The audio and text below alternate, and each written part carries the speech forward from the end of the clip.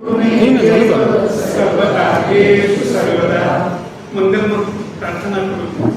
Ratnagiri karate ब्राह्मण संघ रत्नागिरी आणि कीर्तन संघ रत्नागिरी यांच्या संयुक्त विद्यमाने आज इथं विश्वकाव्य महाभारताबाबतच्या जिज्ञासापूर्तीसाठी विश्वाचे ज्ञानवैभव महाभारत अशी 2 दिवसांची प्रवचनकार हरिभक्ती परायण श्री धनंजय सुधाकर चितळे यांची व्याख्यानमाला आपण प्रारंभ करतोय.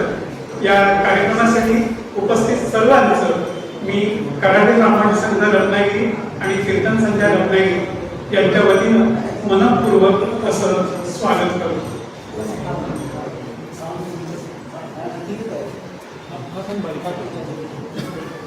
या कार्यक्रमाला उपस्थित कराटे ब्राह्मण संघाचे अध्यक्ष माधवजी हिरदेकर यांना विनंती करतो. तसंच कीर्तन संघाचे अध्यक्ष अवधूत जोशी यांनाही विनंती करतो आणि व्याख्यानमालेचे प्रमुख वक्ते प्रवचनकार श्री धनंजय चितळे यांनाही विनंती करतो की त्यांनी व्यासपीठावरती आसनस्थ व्हायचे.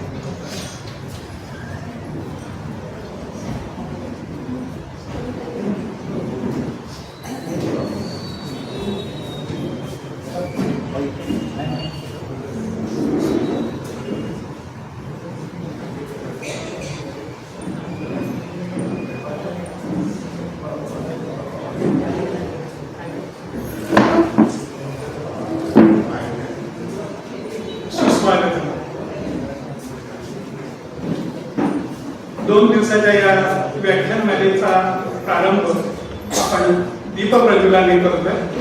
मी मान्यवरांना विनंती करतो की त्यांनी दीपप्रज्वलन करावं.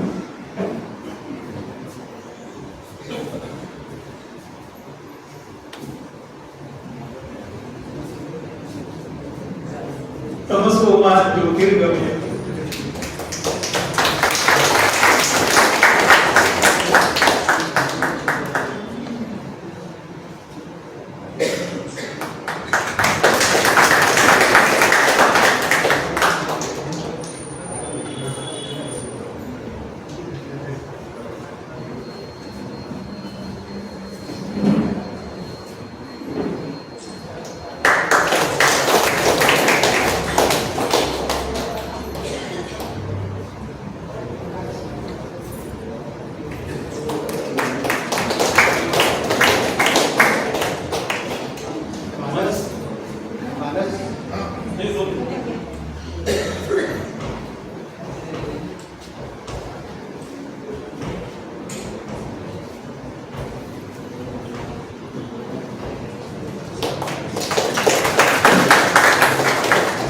रत्नागिरी कराटे ब्राह्मण संघ आणि कीर्तन संघ रत्नागिरी यांच्या संयुक्त विद्यमाने आयोजित विश्वकाव्य महाभारताबाबतच्या जिज्ञासापूर्तीसाठी विश्वाचे ज्ञानवैभव महाभारत या 2 दिवसाच्या व्याख्यानमालेचं आता दीपप्रज्वलन करून आपण उद्घाटन केलेलं आहे.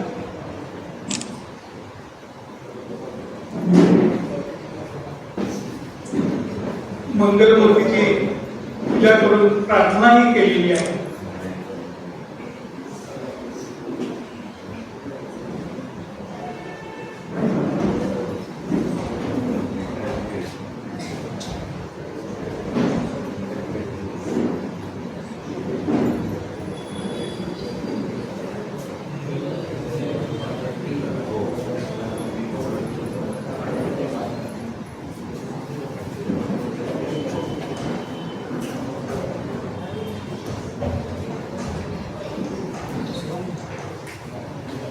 सर्व रत्नागिरीकरांचं पुन्हा एकदा कराटे ब्राह्मण संघ रत्नागिरी आणि कीर्तन संघ रत्नागिरी यांच्या वतीनं पुन्हा एकदा स्वागत करतो.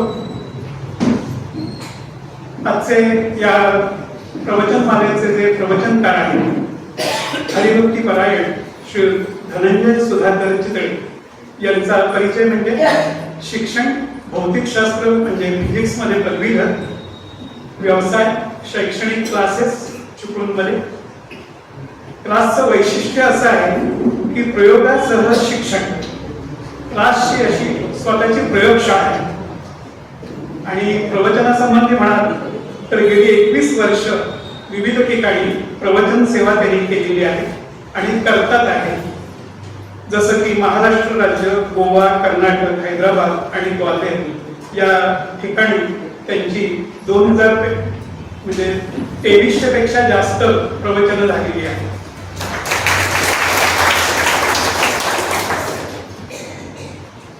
प्रवचनाचे त्यांचे जे विषय आहेत तेही एकदा आपल्या कानावरून गातो.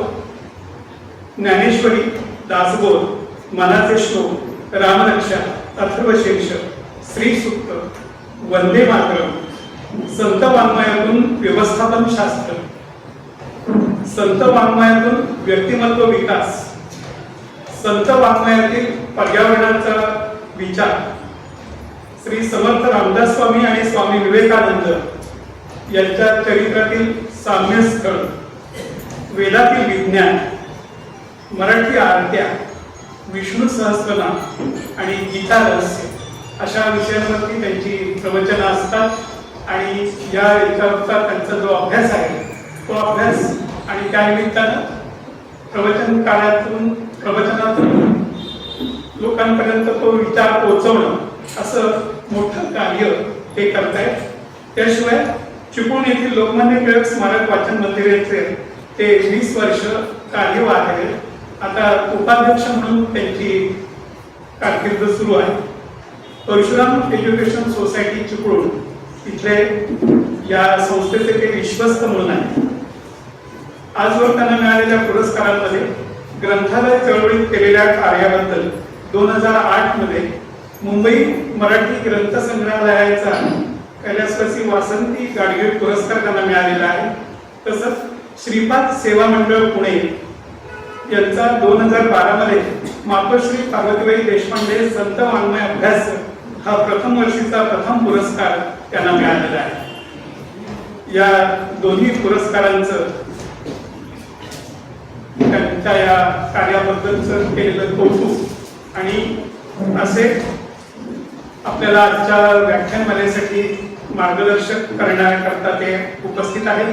त्यांचं पुन्हा एकदा आपल्या सर्वांच्या वतीनं आणि कऱ्हाडे ब्राह्मण संघ रत्नागिरी आणि कीर्तन संध्या रत्नागिरी यांच्या वतीनं मनपूर्वक असं स्वागत करतो.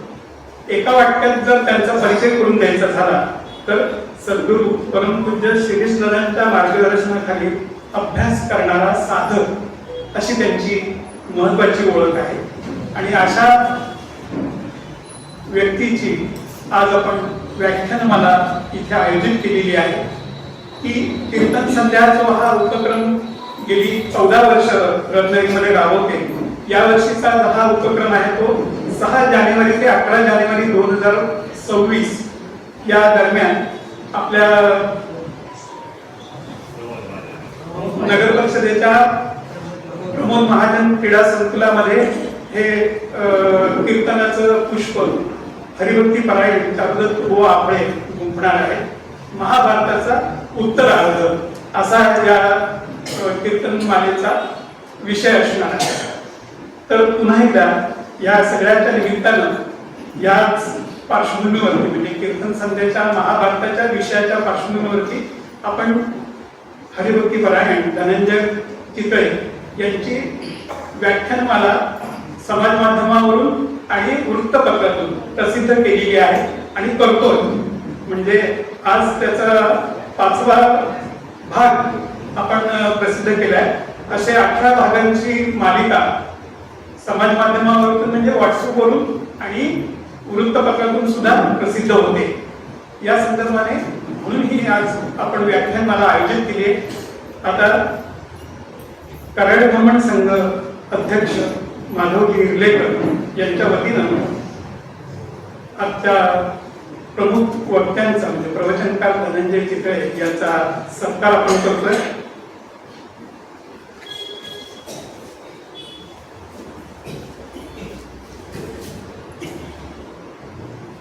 झाशीच्या राणीची प्रतिमा, पुस्तक आणि आविष्कार या कार्यशाळेतून केलेल्या विद्यार्थ्यांनी केलेला पुष्पगुच्छ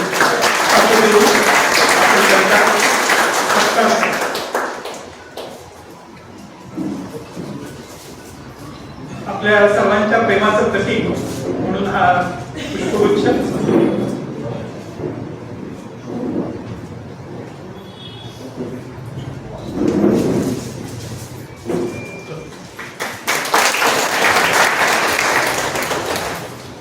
यानंतर कीर्तन संध्या रत्नागिरीचे अध्यक्ष अवधूत जोशी, प्रवचनकार हरिभक्ती परायण धनंजय चितळे यांचा सत्कार करतात.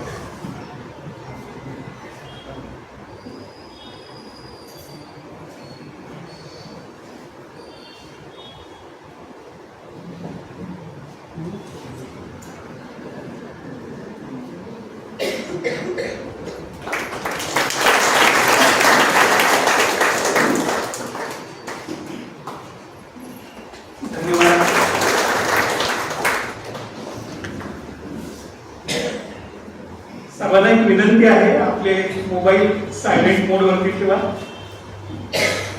आणि चप्पल पादत्राणे बाजूला काढून ठेवा.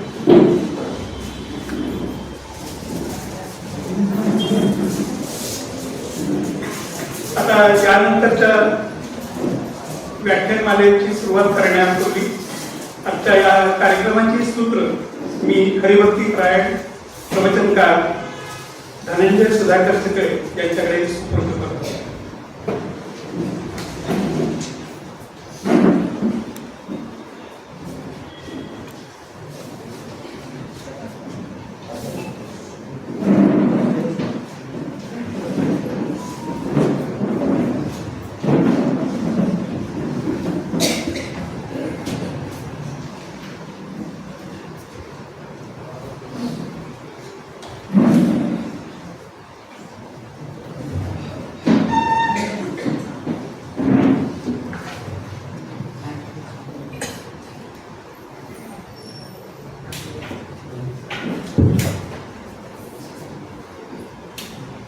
देवा तूच गणेशु सकलार्थ मती प्रकाशु मणे निवृत्ती दासु अवधारी जोजी.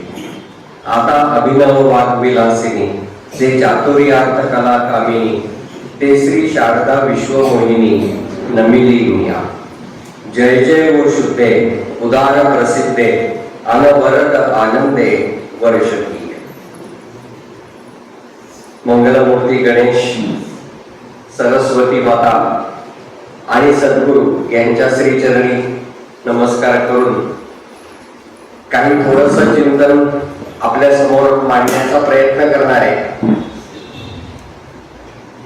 ही 2 दिवसाची व्याख्यानमाला महाभारताची जिज्ञासा पूर्ती करणारी नाही, जिज्ञासा वृद्धी करणारी आहे.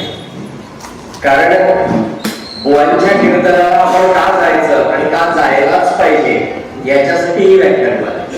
म्हणजे थोडक्यात जसं जेवणापूर्वी ॲपेटायझर असतं ना, तसं ते क्षुधावर्धक, भूक वाढवणार असं काही काम मला करायचं आहे. हे काम करण्याची आवश्यकता काय, महाभारताबद्दल किंवा एकंदरीतच आपल्या ग्रंथांबद्दल ते अभ्यास आहे सांगण्याची आवश्यकता काय याच्याबद्दल थोडंसं आधी मी बोलतो. बऱ्याच वेळा काय होतं की लहानपणापासून आम्ही महाभारताच्या गोष्टी ऐकल्या, रामायण लहानपणापासून ऐकलंय, म्हणून आम्ही त्याच्याकडे दुर्लक्ष करतो. म्हणजे नेहमीच असलं की त्याची किंमत राहत नाही. संस्कृत मध्ये असं म्हणतात ना की त्या मलय पर्वतावरच्या ज्या बायका आहेत त्या म्हणाल्या चुलीला सुद्धा चंदनाची लाकडं लावतात, कारण अतिपरिचयात ते अतिपरिचय होतो. त्या अतिपरिचयामुळे मग काय त्याची किंमत राहत नाही. तसं रामायण, महाभारत आणि अनेक ग्रंथांकडे आमचं दुर्लक्ष व्हायला लागलं. या दुर्लक्षामुळे आमच्यामध्ये आत्मविस्मृती ही निर्माण झाली आहे. गंमत अशी की ती आधी आम्ही आमच्या कर्माने केली आहेच, आणि त्याच्यामध्ये मेकॉले आणि त्यांच्या बरोबर असणारे बाकीचे यांनी ती आणखीन दृढ करत नेली. आणि म्हणून आम्हीच प्रश्न विचारायला लागलो, महाभारतात काय आहे, रामायणात काय आहे, ते कशाला वाचलं पाहिजे. पण मुळात असं आहे की कुठलाही ग्रंथ अभ्यासल्याशिवाय त्याच्यात काय आहे हे आपण कसं म्हणू शकतो? समर्थ रामदास स्वामींच्या भाषेत सांगायचं झालं तर पूर्ण ग्रंथ पाहिल्या विण उगाच ठेवी जो दूषण तो दुरात्मा दुराभिमान मत्सरे करी. जो पूर्ण ग्रंथ पाहिल्या वेळ म्हणजे बारकाईने अभ्यासल्याशिवाय जो त्याच्यावरती कॉमेंट करतो, भाष्य करतो, तो केवळ मत्सरी आहे, तो दुरात्मा आहे, तो दुराभिमानी आहे. आणि खरोखरच आज या प्रकारची लोक दिसायला लागली आहेत. बरं, ती लोक त्यांची मतं प्रदर्शित करतात आणि आम्ही अभ्यास करत नाही, त्यामुळे आम्ही उत्तर देत नाही, आम्ही उत्तर देऊ शकत नाही. रामजन्मभूमीची ज्या वेळेला सगळा मोठा तो कार्यक्रम झाला अयोध्येला, सगळं जग राममय होऊन गेलं. मी अयोध्येतलं वातावरण काय होतं ते मी आता नाही सांगत, मी परत कधीतरी सांगेन, कारण देवांच्या कृपेने मला तिथे हजर राहण्याची संधीही मिळाली होती त्या 22 जानेवारीच्या कार्यक्रमाला. पण त्याच वेळेला महाराष्ट्रातल्या एका महाभागाने राम व्हेज का नॉन व्हेज काही होता ना विषय, पण तरी सुद्धा आमच्यापैकी कोणी त्याला उत्तर दिलं का किंवा आम्ही कोणाला सांगितलं का की अरे बाबा असं नाहीये. वनात असताना प्रभू रामचंद्र काय खात होते? वनमुला चिरंतांतऊ, रामरक्षा म्हणताना तोंडातलं जात किंवा म्हणून टाकलं जातं, अर्थाकडे पाहिलंच नाही. त्यामुळे ज्याला उत्तर द्यायला हवं तिथे आम्ही गप्प राहिलो. आमचं शास्त्र असं सांगतं की एखाद्या गोष्टीला ते नका ते पण का उत्पत्ती हे केली दुसरीकडे लावली. आपल्या वर्षात कीर्तनकार प्रवचन करता सगळे दूरवर ठीक आहेत. तर आपले शास्त्रकार असं सांगतात की जेव्हा आपले धर्मग्रंथ, आपले गुरु, आपली उपासना आणि आपले देव यांना कोणी विरोध करत असेल त्यावेळेला सर्व शक्तीनिशी त्याचा प्रतिकार केला पाहिजे. नाही तर तुम्ही ते नुसतं ऐकून घेतलं तर तुम्ही त्याचं समर्थन केल्याचा दोष तुम्हाला लागतो. पण आता त्याला विरोध करायचा तर आम्ही वाचलं पाहिजे ना, आम्ही अभ्यासलं पाहिजे. गडबड इथे सगळी आहे की आम्ही ते उघडतच नाही, आम्ही कष्ट करत नाही. म्हणून कीर्तन संध्या चिपळूण असेल, रत्नागिरी असेल, अन्य ठिकाणी होणाऱ्या असे वेगवेगळे संस्था असतील, त्यांचं विशेष कौतुक याच्यासाठी आहे की ते प्रयत्न करतायत की ज्ञानदीप लावू जगी. हे ज्ञानदीप लावायचा प्रयत्न त्यांच्याकडून चालू आहे, खरंच कौतुकास्पद आहे.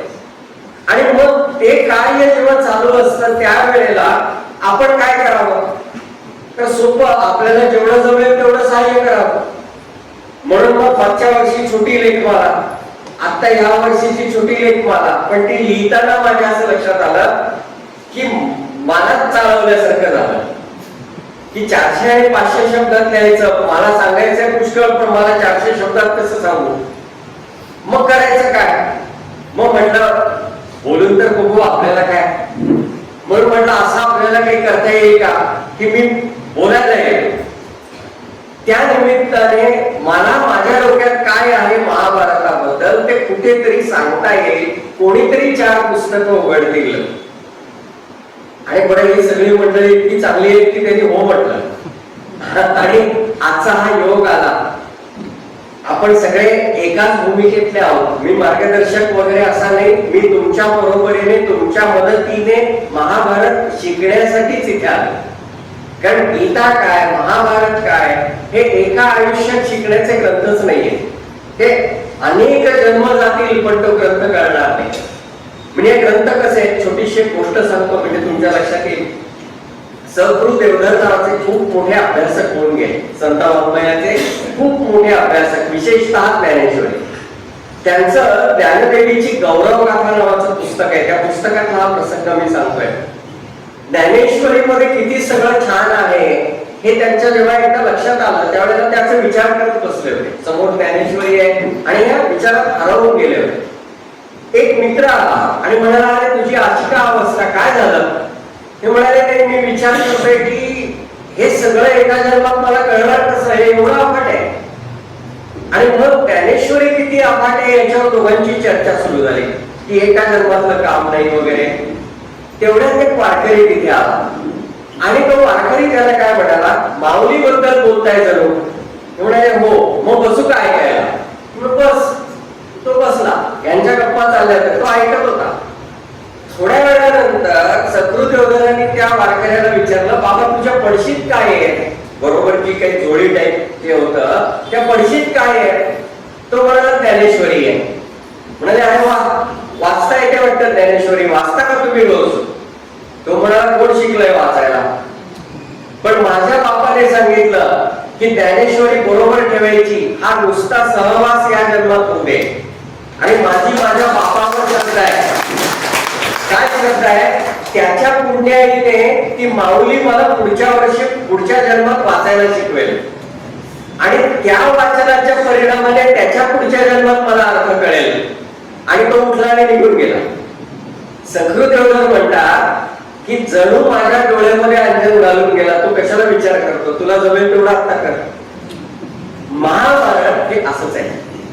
ज्ञानेश्वर माऊलींनी या महाभारताबद्दल फार सुंदर सांगितलंय. आपण जर ज्ञानेश्वरीचा पहिला अध्याय पाहिला तर त्या पहिल्या अध्यायामध्ये माऊली असं म्हणतात, तैसे व्यासोक्ती अलंकारिले आवडे ते बरवे पण पातले, ते जाणोनी काय आश्रयिले इतिहासी, नाना पुरतीये प्रतिष्ठे लागी, सानी व धरोनी अंगी, पुराणे आख्यान रूपे जगी भारता आली.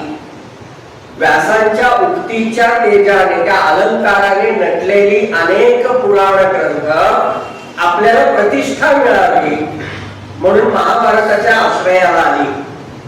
म्हणजे त्या पुराणातल्या गोष्टी महाभारतात समाविष्ट झाल्या वेगवेगळ्या कथांच्या निमित्ताने. म्हणून माऊली असं म्हणतात, म्हणून महाभारती जे नाही ते नोहेची लोकी तीही, येणे कारणे महिपे पाणी, व्यासोच्छिष्टम जगत्रयम.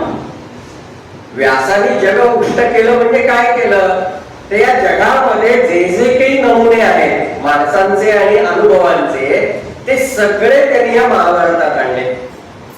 व्यासांचं हे महाभारत केवढं होतं तर 8800च्या आसपास लोकसंख्येचं होतं. ते सूत्ररूप आहे असं म्हटलं जातं.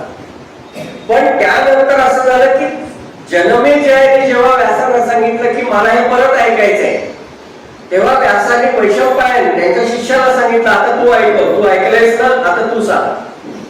आता जेव्हा तो सांगायला लागतो तेव्हा त्याच्या मनाने काही विस्तार करतोच ना.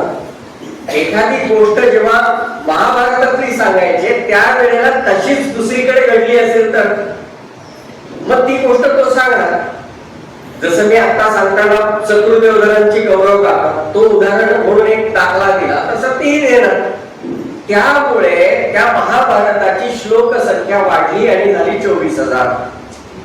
पुढे असंच वेगवेगळ्या सौती वगैरेंनी त्याच्यामध्ये आपलं योगदान दिलं आणि मग महाभारताची श्लोक संख्या लाखापर्यंत गेली. मूळ व्यासांनी लिहिलं ते होतं जय, त्याचं नाव आहे जय.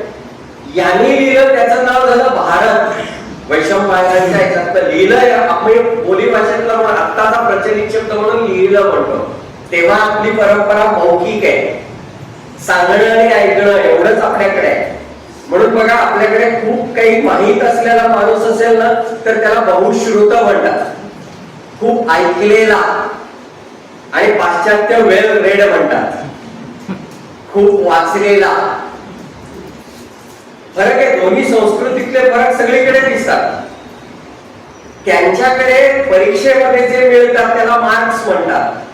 आम्ही अज्ञानाने त्या मार्क्सचं रूपांतर मराठी मधलं भाषांतर गुण असं करतो.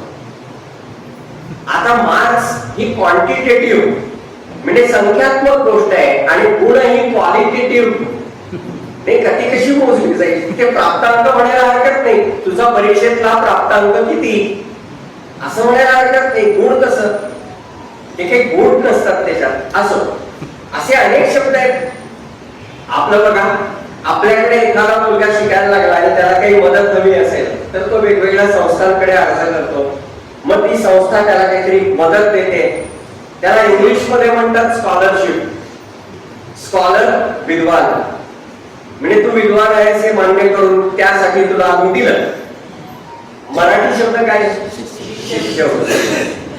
तुझा शिष्य भाव जागृत ठेव, तुझा अभ्यास करण्याचं व्रत चालू ठेव, तुझी बाकीची जबाबदारी आम्ही घेऊ.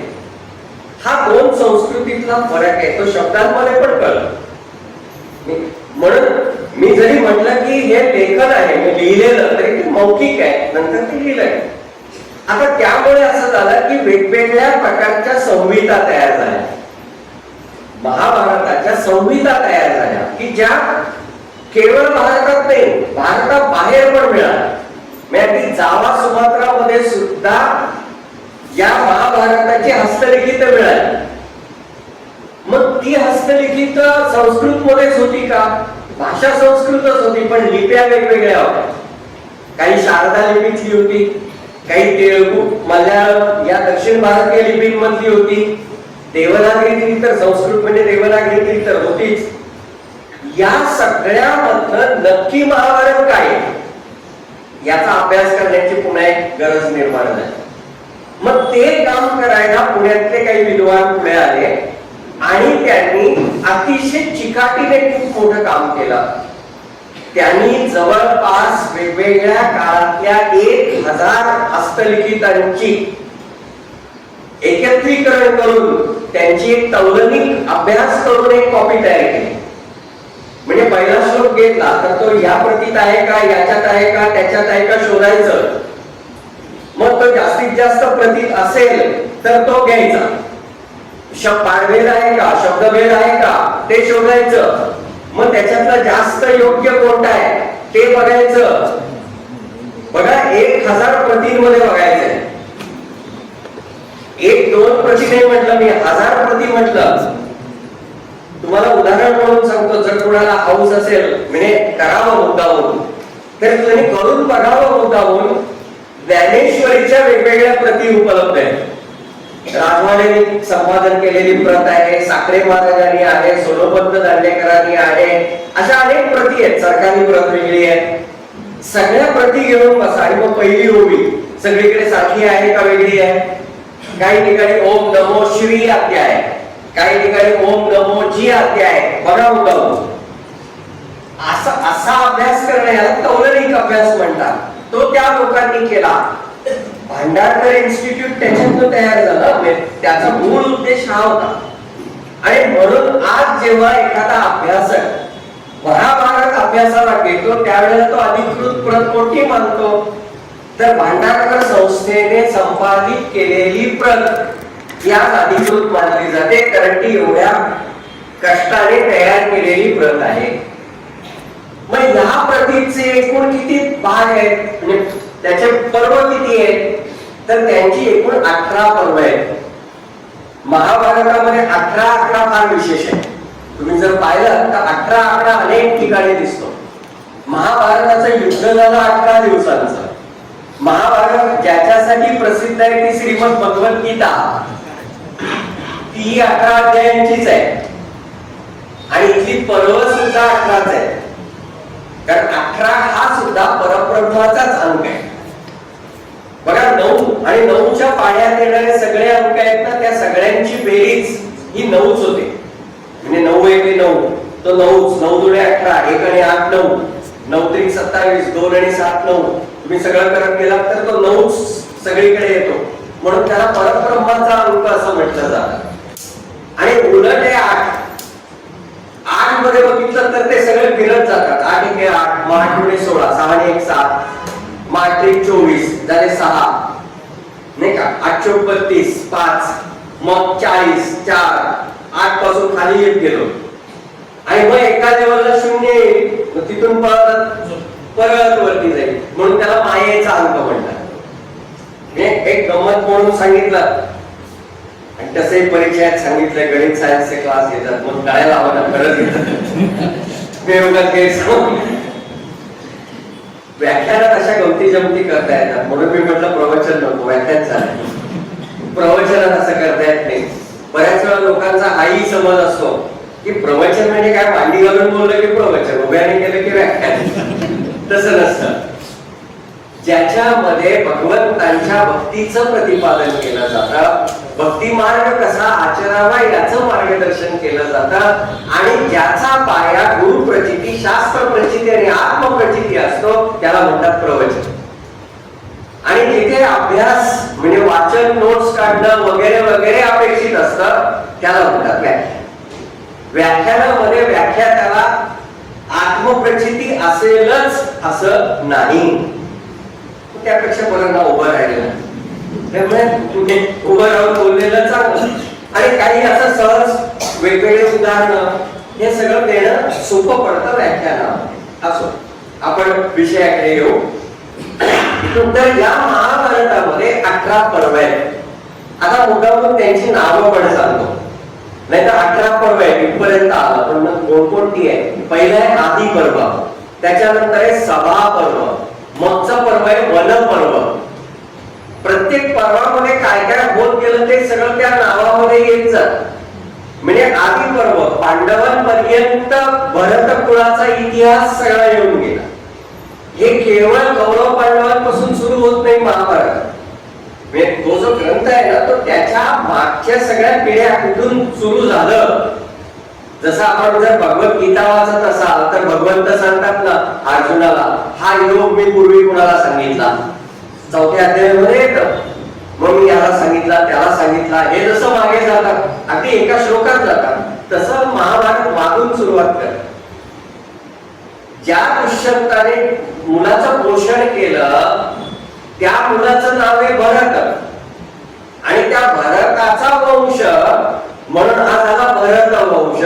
त्या वंशातली लोक झाली भारत, आणि भारत वंशातली लोक जिथे राहतात त्या राष्ट्राचं नाव झालं भारत. म्हणजे आमच्या राष्ट्राचं नाव सुद्धा एवढंच जुनं आहे.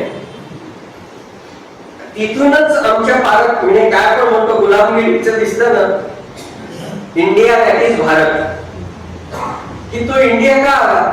आम्हाला जर छान भारत हे नाव आहे की ज्या भामध्ये बुद्धी आहे, ज्ञान आहे आणि रथ म्हणजे रमण आहे, ज्या देशाची लोक ज्ञानामध्ये आणि अभ्यासामध्ये रमतात त्या देशाला भारत म्हणतात. मग ते नाव का बदललं नाही का? म्हणजे कुठून कसं घडत गेलं पहा. आता त्याला कलाटणी मिळाली, पण गंमत पहा, आजही आम्ही बोलता बोलता काय सांगतो की आता IKS चा जमाना आहे. IKS Indian knowledge system. मग तिथे असं नाही म्हणत भारतीय ज्ञान परंपरा, म्हणजे अजून गुलामगिरी आहे. IKS का म्हणावं लागतं नाही का? भारतीय ज्ञानाची परंपरा असं का नाही आम्ही सांगत? अजूनही आम्हाला ते इंग्रजीमध्ये आलं की जरा जास्त छान आहे असं वाटतं का? हे जे पर्व आहे त्या पर्वामध्ये आदी पर्वामध्ये पूर्वीपासून ते अंतिम पांडव कौरव मध्ये कसे मोठे झाले हा सगळा भाग. सभा पर्वामध्ये सभेपर्यंतचा भाग म्हणजे द्यूत वगैरे वगैरे. मग ते वनात गेले, मग तो वन पर्व वगैरे पुढचा भाग. मग विराट पर्व, विराटाकडे अज्ञातवास वगैरे. पर्व याचा अर्थ ठराविक संख्येचे श्लोक त्याच्यात असले पाहिजेत असं नाही. काही पर्व मोठी आहेत आणि काही पर्व छोटी आहेत. म्हणजे असं काही नाही की खूप जागजूळ पुस्तक पण एक पर्व असं काही नाही. काही पर्व छोटी पण आहेत त्याच्यात. त्याच्यानंतर उद्योग पर्व, मग भीष्म पर्व, मग द्रोण पर्व. आता ही सगळी सेनापती, आता युद्ध सुरू झालं. मग भीष्म पर्व, मग द्रोण पर्व, कर्ण पर्व, शल्य पर्व, सौप्तिक पर्व, मग स्त्री पर्व. याचा विषय काय आहे?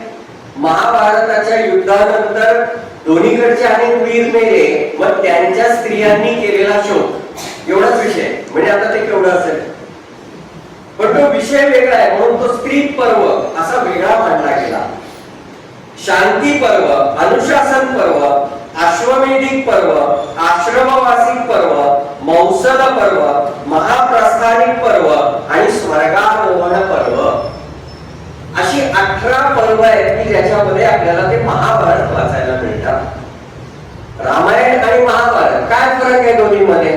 दोन्ही आपल्याकडे महाकाव्य म्हटली जातात, पण खरं सांगायचं तर हे दोन्ही भारताचे इतिहास आहे. हे इतिहास आहे. आता बघा, मुघलांचा इतिहास म्हणून आम्ही जेव्हा शिकतो तेव्हा मुघल राजांचे चरित्र शिकतो ना, मग त्याला इतिहास म्हणतो. पण यांच्या राजांची चरित्र आली की त्याला मात्र पुराण कथा किंवा महाकाव्य म्हणतो. हा का दुहेरी आहे? तोही आमच्या प्राचीन भारताचा इतिहासच आहे. ती कल्पना चित्र नाही, ती वस्तुस्थिती. आणि हे जोपर्यंत आमच्यामध्ये बिंबत नाही ना, तोपर्यंत आम्हाला आत्मभान येणार नाही. समर्थ रामदास स्वामींनी आत्माराम नावाचा एक ग्रंथ लिहिला. त्या आत्माराम ग्रंथाची सुरुवात फार सुंदर आहे. त्याच्यामध्ये ते आपल्या शिष्याला विचारतात, त्या समासाची सुरुवात करताना, अरे तू कोण, कोणाचा, कोठोनी आलासी कैसा, याचा विचार पूर्वीचा करी बाबा.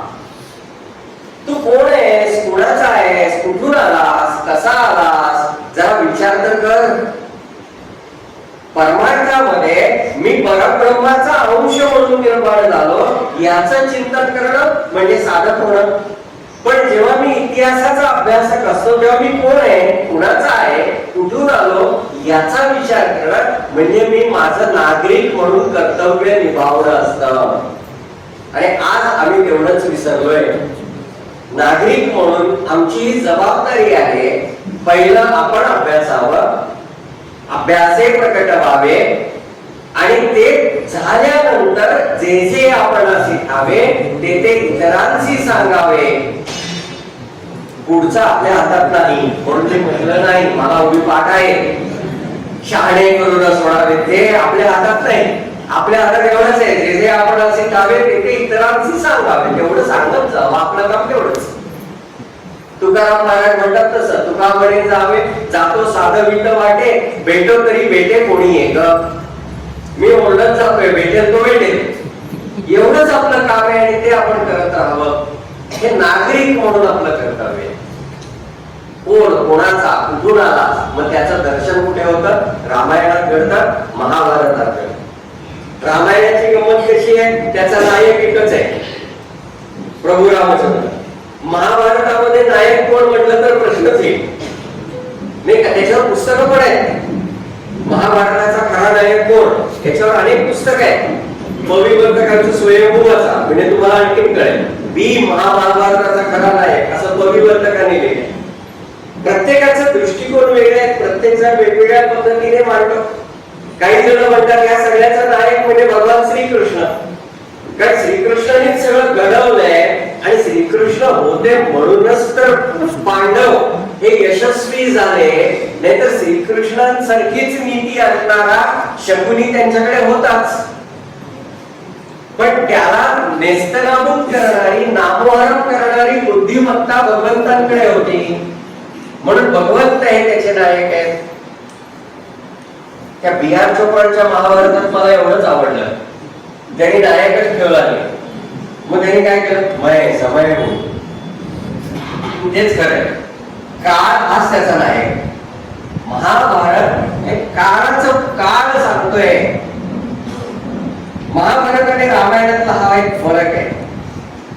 महाभारताचे कर्ते किती मगाशी मी सांगितलं, रामायणाचा कर्ता म्हटलं तर निर्विवाद वाल्मिकी एकच. हे आपल्याला काही वेगवेगळे भाग त्याच्यात दिसतात रामायण आणि महाभारतामध्ये. दोनांचा उद्देश एकच आहे, धर्मसंस्थापनार्थाय. या ग्रंथांची फलश्रुती काय? समर्थ रामदास स्वामी जसं म्हणतात तसं, जेणे विषय वासनामुळे, जेणे परोपकार घडे, जेणे धारिष्ट वाढे.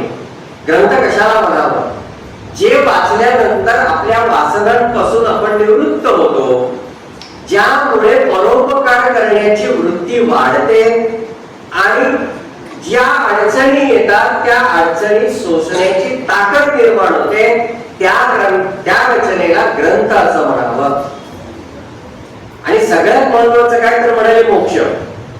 मोक्षेवेळ फलश्रुती येतो दुराशेची पोथी असं समर्थ म्हणतात. रामायण काय आणि महाभारत काय आम्हाला हे मार्ग दाखवतात. या महाभारताने आपल्याला दोन महत्वाच्या देणग्या दिल्या परमार्थिक साधकांसाठी. एक आहे विष्णू सहस्रनाम आणि दुसरी देणगी आहे श्रीमद भगवद्गीता. आणि म्हणून ज्ञानेश्वर माऊलींनी या महाभारतासाठी एक शब्दप्रयोग केलाय, परमार्थाची जन्मभूमी आहे महाभारत. महाभारत काय आहे? परमार्थाची जन्मभूमी आहे. किती सुंदर आहे. अहो, प्रत्येक गोष्टीकडे नीट पाहिलं ना तर त्याचे अर्थ कळतात, नाही तर गडबड होते.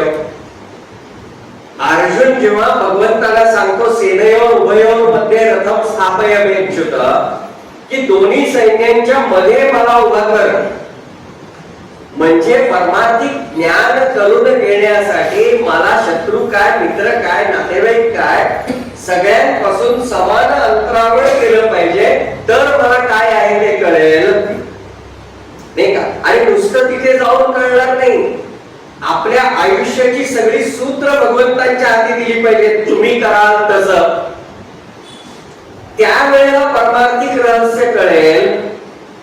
ही शिकवणारा तो प्रसंग आहे ना.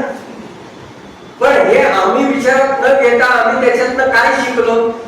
घरात महाभारताचं ते रथाचं चित्र लावू नये, भांडण होतात. मग लावलं नाही तर भांडण होत नाहीत का?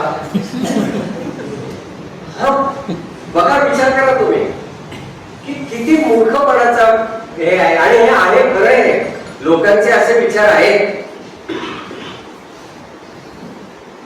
एका माणसाने चिपळूणला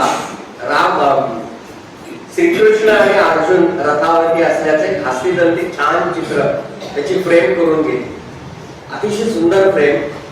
आणि असंच त्यांना कोणीतरी सांगितल्यानंतर त्यांनी ती उचलली आणि आमच्या लोकमान्य टिळक स्मारक वाचन मंदिराच्या संग्रहालयात आणून दिली. हे घ्या तुम्हाला. म्हटलं चालेल, आमच्या वार्षिक सभेत भांडणं असतातच, राहू दे वापर. हा विनोदाचा भाग, पण किती किती गैरसमज आहे. आणि तुम्ही त्याच्याकडे कसं बघता, नाही का? ज्याच्या त्या रथावरती, त्या ध्वजावरती साक्षात मारुती आहे, कपी ध्वज असं अर्जुनाचं एक नाव आहे.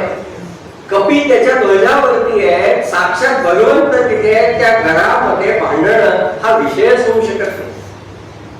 आणि अर्जुन हे नावच किती सुंदर आहे. अर्जुन या नावाचा अर्थ काय आहे? सरळ मनाचा, निरागस असा अर्जुन शब्दाचा अर्थ आहे. आणि आम्ही हा शब्द याच अर्थाने भगवद्गीता म्हणताना म्हणतो. कुठे म्हणतो? 15वा अध्याय, मया नघ. पण काय होतं पुन्हा? 15वा अध्याय म्हणून टाकला, अर्थाकडे जायचंच नाही ना. तो अनघ काय आहे आम्ही पाहिलाच नाही. ज्याला परमार्थ साधायचा आहे त्याने आपल्या तहानेवरती, भुकेवरती आणि झोपेवरती नियंत्रण मिळवलं पाहिजे. असा तहान, भूक, झोपेवरती ज्याचं नियंत्रण आहे ना, त्या अर्जुनाचं नाव आहे गुडाकेश. ज्याची झोप, तहान, भूक याच्या स्वाधीन आहे तो गुडाकेश. वावलेंनी सांगितले ज्ञानेश्वरीच्या 6व्या अध्यायात, जो रसनेंद्रियाचा अंकिला का निद्रेसी जिवे विकला, तो नाही येत म्हणे त्याला अधिकारी. जो जिभेचा अंकित आहे आणि झोपेला विकला गेलाय तो परमार्थाचा अधिकारी नाही. म्हणजे ती ताब्यात आली पाहिजे हे शिकवणारा अर्जुन. आणि तो घरात भिंतीवरती लावल्यावर घरात भांडणं होतात. का असं झालं? कारण आम्ही वाचलं नाही, आम्ही अभ्यास केला नाही. आम्हाला अर्जुनाचं धनंजयराव आवडतं का? कारण आमच्या दृष्टीने सरळ अर्थ धनंजय, धनावर विजय मिळवणारा. आणि धनावर विजय म्हणजे धनाच्या आसक्तीवर विजय मिळवणारा, हा अर्थ आहे त्याचा. जसा मृत्युंजय म्हणजे काय? मृत्युंजय म्हणजे अमर नव्हे, मृत्यूच्या भीतीवरती विजय मिळवणारा, जो सहजतेने मृत्यूचा स्वीकार करतो. जसं गदी माडगुळकरांचा लेख आहे हॅलो मिस्टर डेथ, तसा जो त्या डेथचा स्वीकार करतो हसत हसत ना, तो मृत्युंजय. जसे आपले क्रांतिकारक वगैरे होते तसा तो मृत्युंजय. अनेक वर्ष जगलं म्हणजे मृत्युंजय नाही होत. 1400 वर्ष जगल्यानंतर चांगदेवानंतर समाधीच घ्यायला लागली ना, काय अजून तेही गेलेच की. म्हणून त्या शब्दांचे अर्थ काय आहे? आणि मग त्या वृत्तीच्या व्यक्ती असतील तर त्या व्यक्ती आमच्या घरामध्ये चित्ररूपाने आल्या तर आमचा आनंद करतील. अहो काही जण तर महाभारताची पुस्तकं घरात ठेवत नाही. तुम्ही जर सुचेताताई परांजपेंचे युट्यूब वरती त्यांचे लेक्चर्स आहेत ती जर ऐकले तर त्याच्यात त्यांनी सांगितलं की लग्न झाल्यानंतर मी जेव्हा घरात महाभारताची पुस्तकं आणली तेव्हा सासूबाईंची पहिली प्रतिक्रिया अरे बापरे अशी होती. तर म्हणे मला असं वाटलं बहुतेक बरीच पुस्तकं एका वेळेला आणली म्हणून अरे बापरे म्हणाल्या असतील. म्हणे नाही त्या असं म्हणाल्या की म्हणजे आता घरात भांडणं होणार. किती आजपर्यंत जातं बघा. मला हे सांगायचंय तेव्हा 2 दिवसात बाकी काही नाही शिकला तरी चालेल. जर कोणी ते दिलं चित्र ना तर अगदी आनंदाने घरात लावा आणि कोणी नाही दिलं तर विकत घेऊन लावा. कारण ते आम्हाला शिकवणारं चित्र आहे. आम्ही आयुष्यात कसं जगायचं ते शिकवणारं चित्र आहे. जसं भरत सांगतो की पादुका प्रभू रामांच्या त्यावेळी त्या सिंहासनावर ठेवीन आणि कार्य करीन रामांचं त्यांचा प्रतिनिधी म्हणून. तसं अर्जुन सांगतो प्रसंग कुठलेही घेऊ दे तेव्हा मला सांभाळणारे तुम्ही आहात. तुम्ही माझे चालक आहात. तुम्ही ठेवाल तसं राहील. रामकृष्ण परमहंसांनी एक गोष्ट सांगितली होती आपल्या शिष्याला. म्हणाले एकदा श्रीकृष्ण आणि अर्जुन असे रथातनं चालले होते आणि रथातनं जात असताना भगवंतांनी वरती पाहिलं आणि म्हणाले अरे अर्जुना केवढा मोठा पक्षी आहे बघ. अर्जुनाने वरती पाहिलं हो देवा केवढा मोठा आहे हो. हा गरुडापेक्षा सुद्धा मोठा दिसतोय. थोडं पुढे गेल्यावर देवानी परत वर पाहिलं अरे अर्जुना तुला कळलं नाही का अरे तो ढग आहे तो पक्षी नाहीये. अर्जुनाने वर पाहिलं आणि म्हणाला हो देवा तो ढगच आहे. आता गंमत बघा. आम्ही मुलांना गोष्ट सांगताना बिरबल अकबरची गोष्ट सांगतो. मग त्याच्यामध्ये सांगतो काय अकबराला एकदा कोणीतरी वांग्याची भाजी आणून घातली. अकबराला ती आवडली आणि अकबर खुश झाला आणि मग म्हणाला की अरे बिरबला वांग्यासारखी भाजी नाही. तर बिरबल पण म्हणाला खरंच आहे वांग म्हणजे वांगच. म्हणून ते दोघांचं ते चालू झालं बोलणं. थोड्या दिवसानंतर अति वांगी खाल्ल्याचे दुष्परिणाम झाले. पोट बिघडलं अकबराचं. म्हणतो वांग्यासारखी वाईट भाजी नाही आयुष्यात खाऊ नये. बिरबल म्हणाला तुमचं अगदी बरोबर आहे की पातळच ती. अकबर वैतागला म्हणाला अरे तेव्हा चांगलं म्हटलं तेव्हा तू चांगलं म्हटलंस. मी वाईट म्हटलं तू वाईट म्हणालास. बिरबल म्हणाला अहो मी नोकर तुमचा आहे वांग्याचा नाही. आता ही गोष्ट आम्ही मुलांना सांगतो. मुलं ती एन्जॉय करतात. पण ही जेव्हा आम्ही अर्जुन श्रीकृष्णांची गोष्ट सांगून की बाबा तो ढग आहे का तो पक्षी आहे. मग इथे अर्जुन हा भगवंतांचा दास आहे. तो नोकर आहे हा दास आहे. फरक आहे दोन्ही मध्ये. दास्यत्व कसं असावं माऊलींनी सांगितलंय. कसं दास्यत्व करावं अगर्वता करावे दास्य सगळं तरी तनु मनु जीवे चरणासी लागावे आणि अगर्वता करावे दास्य सगळं. कुठलाही गर्व न ठेवता दास्यत्व करावं. आणि असं दास्यत्व झालं ना की देव सांभाळतात. भगवंतानी अख्ख्या महाभारतात अर्जुनाला किती वेळा सांभाळलं नाही का. सहज आठवलं तरी आपल्या लक्षात येईल किती वेळा सांभाळलंय. 2-3 प्रसंग फक्त सांगतो. एकदा असं झालं की युद्ध चालू असतानाचा प्रसंग आहे. अर्जुन युद्धामध्ये पाहत होता आणि पाहताना लक्षात आलं की आपल्या दादाचं रथ दिसत नाहीये. ध्वजावर लक्षात यायचं कोण कुठे आहे. म्हणजे ध्वज ही त्यावेळेला जीपीएस व्यवस्था होती की ते बघितलं की लक्षात यायचं हा आमटीकडे दिसतोय हा तमटीकडे दिसतोय. मुळामध्ये काय माहितीये का की तुम्ही जर जगन्नाथाची रथयात्रा वगैरे पाहिली असेल ना आजही तर ते कसे उंच रथ आहेत मजल्याचे. तसे त्यावेळेला युद्धाचे रथ होते. जो स्वाहे ना रथी योद्धा आहे ना तो वरती असायचा सारथी खाली असायचा. मधल्या याच्यामध्ये त्याचा शस्त्रसाठा असायचा तो पुरवायला सहकारी असायचा आणि तळ याच्यामध्ये त्याची विश्रांतीची व्यवस्था असायची आणि त्याच्यावरती उपचार करायला वैद्य पण असायचे. म्हणून ते 3 मजले असायचे. आपण वाचतो बघा महाभारत वेळ वाचताना तुमच्या लक्षात येईल तो बेशुद्ध पडला, अमकं झालं, मग वैद्यांनी उपचार केले. आता उपचार केले, मग वैद्य होता कुठे उपचार करायला? तर तो बरोबरच होता. मग त्याचा एक धनुष्य तुटलं, मग त्याने दुसरं घेतलं, मग धनुष्य दोन्ही तुटली, मग गदा घेतली, मग ते ठेवलं तर कुठे? ते जे बी.आर. चोप्राच्या याच्यामध्ये टांगे दाखवतात ना, ते टांग्यात सगळं राहील काय एवढं? साधं आहे ना. आणि मग त्याच्यासाठी एवढे 5-5 घोड्यांची गरज काय आहे? त्याला एक नाही तर 2 घोडे पुरतील, नाही का? म्हणजे थोडं त्यांनी की बाबा नक्की रथ कसा असतो, आणि म्हणून त्याच्यावरचा ध्वज आता तो आपल्याला दिसेल की नाही तर मला सांगा, ह्या रथांची उंची किती आहे? जे आपण मालिका पाहिली असेल तर बघा, त्या रथांची उंची किती दाखवली आहे? एवढ्या संख्येने 18 औक्षयिणी सेना, पांडवांची 7 आणि यांची 11 मिळून 18, म्हणजे ती संख्या ही परत 18 झाली. मग आजचाच विषय. तर तेवढ्या याच्यामध्ये प्रत्येकाचा झेंडा दिसेल कसा? उंची आहे म्हणून दिसला. धर्मराजाचा झेंडा दिसत नाही म्हटल्यावर अर्जुन अस्वस्थ झाला आणि म्हणाला, तेव्हा माझं काही लक्ष लागणार नाही. आता आपण जरा दादा कुठे आहे ते बघूया. दोघेही मागे आले. देवाने सांगितलं, ठीक आहे, तू सांगतोस त्याप्रमाणे मी ऐकतो.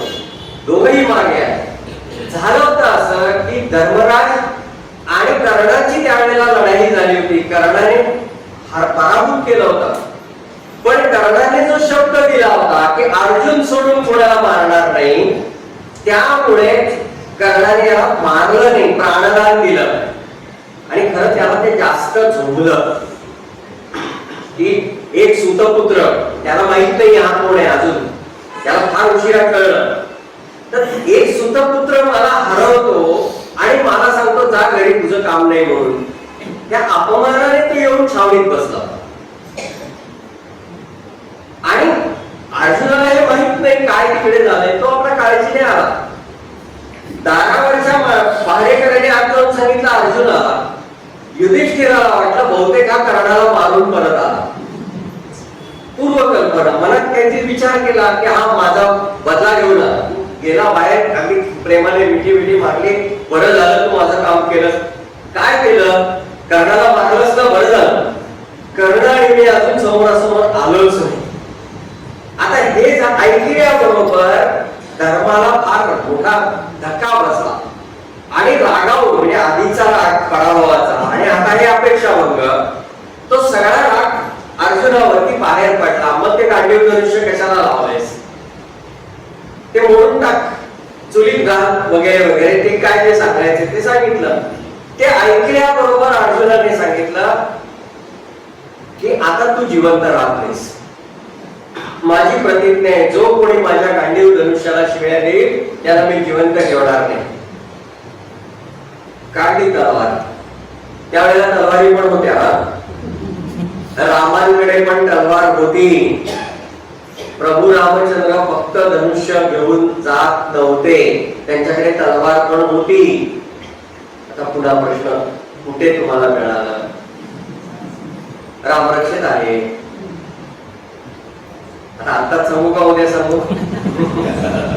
आताच सांग. बघा रामरक्षित म्हणताना आपण म्हणतो सासी तू न धनुर्बाण, असी म्हणजे तलवार, म्हणून ते असी दारा, तलवारीच्या दारेवरून चालणे, ते त्याच्यावर आले. ते असी दारा म्हणजे रामांकडे होतं ना असी, नाही भगवान विष्णूंकडे पण आहे तलवार घेऊन. विष्णू पण आहे. त्यांच्या रथाची, त्यांच्या आयुधांची नावं आपल्याला जर पाहायची असतील ना तर विष्णू सहस्रनाम पहा. शेवटचा श्लोक म्हणा, म्हणजे त्याच्यात सगळी तुम्हाला मिळतील. शंखवृन्नंदकी चक्री शारंग तलवार गदाधरः रथांगपाय रक्षोभ्य सर्व प्रहरणायुधः, ही सगळी आयुधांची नाव आहे. शंख पांचजन्य, नंदकी ही तलवार आहे भगवंतांची. सुदर्शन चक्र आता माहित आहे त्यामुळे त्यांनी नुसतं चक्री म्हटलं. शंखवृन नंदकी चक्री. धनुष्याचं नाव आहे शारंग. पूर्वी ना प्रत्येकाच्या धनुष्याला नावं होती. त्यामुळे कोणी कोणाचा चोरला हा प्रश्न येत नाही. सगळ्यांकडे धनुष्य. मी आपलं असंच सांगितलं, चोरलं तर एवढं आहे असं हे प्रवचनात करता येईल. गमतीचा भाग तो सोडून द्या. अशी म्हणजे तलवार. तर ती तलवार काढली अर्जुनाने आणि म्हणाला आता मी धर्मराजाला मारून टाकणार. भगवंताने विचार केला हे झालं तर आता काय संपलंच सगळं. तो म्हणाला अर्जुना थांब, ज्येष्ठाला मारण्याच्या अनेक पद्धती असतात. मग काय पद्धती आहे त्याच्यातली एक तुला आता सांगतो जी इतका उपयोगी पडेल. काय? त्यांची तोंडावरती नालस्ती करायची. त्यांना भरपूर शिव्या दे, त्यांना मारल्यासारखंच होत. तो त्यांचा मृत्यूच आहे असा का म्हणा. हो शास्त्र आहे झालंय आणि अगदी त्या द्यूतापासून सगळं काढलं. आता म्हणाला झालं समाधान, तुझी प्रतिज्ञा हो देवा पूर्ण झाली. पण म्हणाला आता दुसरी प्रतिज्ञा आहे माझी. देव म्हणाले आता काय? नाही म्हणाला मी दुसरी प्रतिज्ञा केली, जो माझ्या दादाला शिव्या देईल त्याला जिवंत ठेवायचं नाही. मग आता ही तलवार. देव म्हणाले थांब, याला पण शास्त्राने पर्याय दिलाय. काय? स्वतःची बेफाट स्तुती करायची, नुसती नाही. अतिशयोक्तीपूर्ण स्तुती करणं हे स्वतःचं मरण असतं, आत्महत्या केल्यासारखं आहे. म्हणून ठीक आहे, मग त्याने ते केलं. आता मला सांगा की हे दोघं समोरासमोर आले आणि भगवान श्रीकृष्ण की आता तुम्ही दोघांनी बोलून घ्या, मी जरा माझ्या छावणीत विश्रांती घेतो म्हणून जर गेले असते तर काय बघितलं असतं येऊन? नाही का महाभारत तिथेच संपलं असतं. मग भगवंतानी हे का सांभाळलं? कारण अर्जुन त्याचा अनन्य आहे. अर्जुन त्याला अनन्य शरण आहे. मारुती राय ध्वजावरती बसण्याच्या मागे सुद्धा भगवंतच आहेत ना. कीर्तनकारांची अनेक आख्यान आहेत त्याच्यावरती, त्यामुळे मी त्या कथेमध्ये पूर्ण जात नाही आता.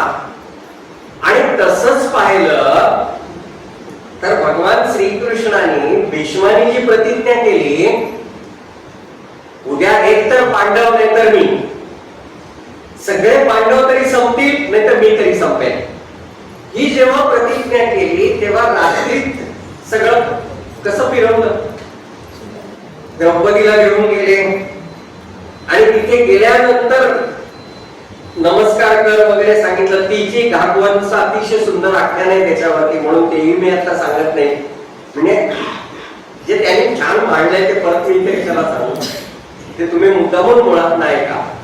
तर ते केलं, भगवंत होते म्हणून या सगळ्या प्रसंगातनं पांडव सुटले ना.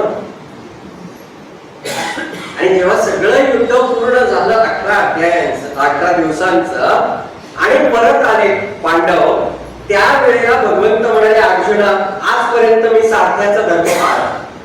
काय सारथ्याचा धर्म आहे? की युद्धावरनं परत आलं की आपण खाली उतरायचं आणि आपला जो योद्धा आहे त्याला रथातनं खाली घ्यायचा हात देऊन, जसं आता ड्रायव्हर करतात तसं. तसं त्यांनी जे मंत्री येणे हे तर ते आपण पाहतो तसं. पण आज नाही, आता मला कंटाळा आला. आज तू खाली उतरायचं आणि मला हात देऊन खाली घ्यायचं. अर्जुन म्हणाला तेव्हा खरं सांगू का, मी याचीच वाट बघत होतो. कारण रोज मला लाज वाटायची, हे काय. आता बघा अर्जुन पहिला तसा नव्हता. अर्जुनाला पहिल्यांदा असं वाटत होतं की कृष्ण आणि मी आम्ही लहानपणापासूनचे मित्र आहोत. नुसते मित्र नाही, भाऊ पण आहोत, नातं पण आहे ना दोघांचं, आते मामे भावंड आहेत तीच. आणि त्यामुळे थट्टा मस्करी पासून सगळं त्यांच्यामध्ये चाललंय, सगळं चाललंय त्यांच्यामध्ये. पण ज्या वेळेला विश्वरूप दर्शन झालं तेव्हा लक्षात आलं आहे फारच चुकीचं वागलो आपण. म्हणून भगवद्गीतेमध्ये 11व्या अध्यायामध्ये श्लोक क्रमांक 36 ते 45 जर पाहिले तर त्याच्यामध्ये अर्जुन उवाच म्हणून जे सगळं येतं ना, त्याला अर्जुन क्षमापण स्तोत्र असं म्हणतात. की अर्जुन क्षमा मागतो देवांची, मी चुकलो. आणि म्हणून या 18 दिवसात अर्जुनाचं पक्का झालंय ते कोण आहे. म्हणतो मी लाजलोय 18 दिवस, आज मला आनंद झाला, तेव्हा मी खरंच ऋणी आहे तुमचा. अर्जुन उतरला, त्यांना हात दिला, भगवंत खाली आले आणि भगवंत आणि अर्जुन दोघही रथापासून काही पावलं पुढे गेले आणि घोड्यांसकट रथ जळून गेला. अर्जुन फक्त आश्चर्यचकित झाला. तेव्हा देवांनी सांगितलं, अरे इतकी दिव्य अस्त्र या रथावरती येऊन आदळली आहे, केवळ मी रथावर आहे म्हणून या अस्त्रांचा परिणाम झाला नाही. आणि आज जर मी खाली आधी उतरलो असतो ना तर तुझ्या सकट हे संपलं असतं, म्हणून आधी तुला उतरवला. मग माऊलींनी कसं सांगितलं, पायीक पाठीशी घातला. ज्ञानेश्वरीच्या पहिल्या अध्यायामध्ये जर आपण पाहिलं तर पायीक पाठीशी घातला, आपल्या सेवकाला आपल्या पाठीशी घातलं. आणि तेच इथपर्यंत केलेलं आपल्याला दिसतं. मग ही वृत्ती शिकवणारा तो अर्जुन आहे. म्हणून अर्जुनाचं चित्र घरात असलं तर काही बिघडत नाही. मला हे सांगायचं की हे गैरसमज काढून टाका. कीर्तन, प्रवचन, व्याख्यान नुसतं ऐकलं, छान झालं, वेळ कसा गेला कळलंच नाही. खरं सांगू का, आतापर्यंत आयुष्य कसं गेलं तेच कळलं नाही आपल्याला. आता तरी उघडी डोळे. याच्यासाठी तर आपण आलोय. कीर्तन प्रवचनाने माणसं जर असं म्हणाली खूप छान वेळ गेला, तर माझ्या मते तो कीर्तनकार आणि प्रवचनकाराचा पराभव आहे. जर कीर्तन ऐकल्यानंतर, प्रवचन ऐकल्यानंतर श्रोते अस्वस्थ होऊन बाहेर पडले तर ते कीर्तन किंवा प्रवचन झालं नाही. ते अंतर्मुख झाले तर त्याचा उद्देश सफल झाला. म्हणून ते युट्यूब वरती येतं ना, तुफान हसवणारे कीर्तन. कीर्तन त्याच्यासाठी नाही, जीवनाचा हसं होत आहे ते होऊ नये म्हणून कीर्तन आहे. अंतर्मुख होण्यासाठी कीर्तन आहे. आमच्या धर्मावरती, आमच्या संस्कृतीवरती कोणी डोळे वटारले तर त्याचे काढण्याची ताकद नसली तरी बंद होतील तिथपर्यंतची ताकद दाखवण्यासाठी कीर्तन. त्याच्यासाठी आपण हे सगळं करत असतो. म्हणून अर्जुन समजून घ्या, धृतराष्ट्र समजून घ्या, कर्ण समजून घ्या, सगळे समजून घ्या. धृतराष्ट्र हा नुसता आंधळा नाहीये. माऊलींचा शब्दप्रयोग आहे, जाती आंधळा.